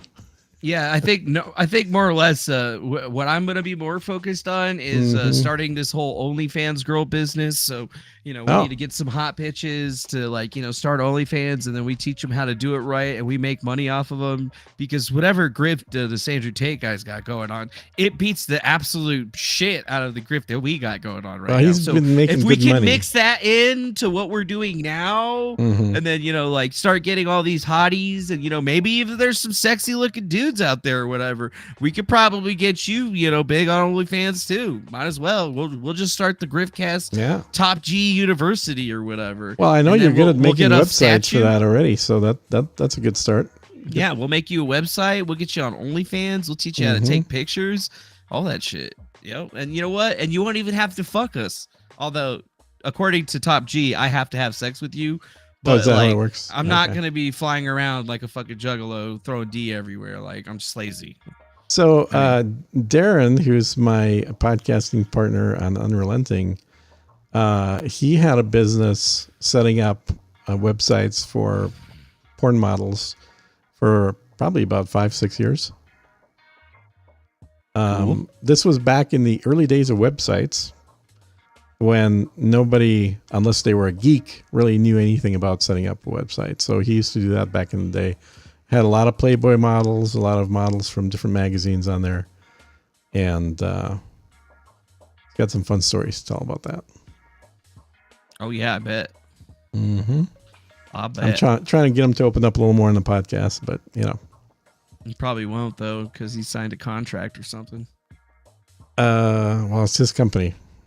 Well, we don't even need webcam girls. We don't even have girls taking. We're just going to be on OnlyFans taking sexy pictures. That's it. And then we're going to teach them how to manage their dudes for maximum effectiveness, right? Manage the dudes. And then once they manage all their simps right, if they're like lazy or whatever, they don't need to talk simps, we'll just set up one of those fucking AIs that you got going on to talk to them. Right. Oh, yeah. And then if they want to Yeah. talk to the girl, we'll just record the girl's voice talking or whatever, and then create the AI voice. So Yeah, they just can have even the AI do the whole thing. conversations. Have the AI do the whole thing, exactly. No, we get real girls. We have the real girls come to us. We set them up on OnlyFans and stuff. They have scheduled times for them to do new pictures and shit. But for the rest of it, it's just the AI handling and running the entire business. Sounds interesting. Yep. So if you're a hot chick, email me at hr@griftcast.com and let's go make some money. Let's do it. Yeah. hr@griftcast.com. Remember that email. hr@griftcast.com, and we're going to call it Simp University. That's what it's going to be called. Simp University. Simp I was going to University, call okay. it Simpcast, but I feel like Christy Mayer might get a little pissed off at that. Oh, you're so evil. All right. Yeah. But then again, she probably doesn't actually own the domain for it because it's on sale for $2,800. Is it really? now. So somebody owns it, just not probably her. Just not her. Yeah. Well, she could don't afford worry. that. She could afford a couple grand for a domain. Don't worry, we're gonna get it. We're gonna get it set up, and we're gonna make it happen. So you just watch, baby. You just watch. Yeah, if you email if you got tits that are not a dude. No, you can email if you're a dude, but you better be a sexy motherfucker. You better be looking like an Adonis, got them fucking things. Even if you're an ugly dude, I'm probably sure that we could probably make you work somewhere. Maybe you got nice feet. Maybe you got a big wee wee or something like that. I don't know what bitches are into. I don't know what girls are into, but we're gonna get girls in, and we're gonna figure out how to grift all these dudes, and then we're just gonna apply that same grifting methodology to the dudes, so then they can grift the chips, and it's just gonna be a huge simp grift off. It's gonna be great. Fascinating. It's gonna be a simp house, and we're gonna make millions of dollars, and then we're still gonna run this show, right? We're gonna have all of our hoes coming on here, and we're gonna be like, so how much Wait, I money think did there you is a make me today, podcast kind of ho? like that. Was it Trim and Fat? Something like that. It's like a YouTube channel, something like Trim and Fat, or Smart and Dumb, or something like that. I can't remember the name of it. We're gonna do everything that Andrew Tate did, but then we're gonna do it so publicly that guys like Crabman and shit are just gonna be so angry that we thought of this, and then we're doing it like this. It's gonna be great. I think it's gonna be great. We're gonna make lots of money, We're gonna be millionaires by the end of next year, I think. Billionaires, trillionaires. Billionaires. That's even better. Yeah. Billionaires, yeah, billions with a B. Like what? We could probably make at least $2 million if me and you put it down. We get Darren in, we get all of his webcam girl knowledge, and then we scrap the webcam part of it where they're like taking off their clothes and stuff, and it's just like them one-on-oneing with like private streams, and then like we're managing these chicks. What do you think? Do you think it'll work? I mean, it has worked in the past, right? No reason it wouldn't. And I live in Nevada. I got a Nevada-based business. Dude, you can literally stick a camera into a brothel. Exactly. We could start a brothel. Well, yeah, my state doesn't allow that, but you totally could. Yeah, your state doesn't allow that, but that's just because they don't like freedom out there in Texas. That's right. Texas is an anti-freedom state for sure. Yeah, the most anti-freedom state out there. Yeah. Yeah, somebody said fit and fresh. Yeah, it was something like that. Fit and fresh, dumb and smart, or fat and lazy, something like that. And it was like basically two black dudes that bring a bunch of white chicks in and then have them talk about how much, sex they're having. Was that the same show? Mm-hmm. We could start a digital brothel. Digital brothel. Boy, nice. you are just pumped up for business stuff right now. This is interesting. I haven't seen this part of you. I saw a grift that is fucking successful. I was watching Mersh videos and trying to figure out his grift, and I was like, dude, that grift is lame. Fucking A, top G, dude. That's the way to be. Mm-hmm. That's the way to be. All right, though, but I got to roll because I need to go pick up my food. Yeah, I got in late, so no worries. All right, guys. Man. We'll catch you later. Well, thanks a lot, everybody. Y'all have a good Adios. one. Make sure you hit the like button, subscribe, share the shit with your friends, send money, do whatever. Check out griftcast.com, buy our shit. And honestly, we'll be back a little bit later after I eat and get some shit done real quick. And then I'm sure tonight LARP line will be very, very interesting. So thanks for joining us. It's been interesting looking into the Tate conspiracy theory, but I still don't see it. I don't see it shaking out the way everybody thinks it's going to be shaking out. So what do we really say or do other than nothing, man? We out. Bye. It's over now, so you can go home or whatever. I'm out. Later. I'm out. He's out. I'm leaving. I'm cheating. I'm beaving. It's over.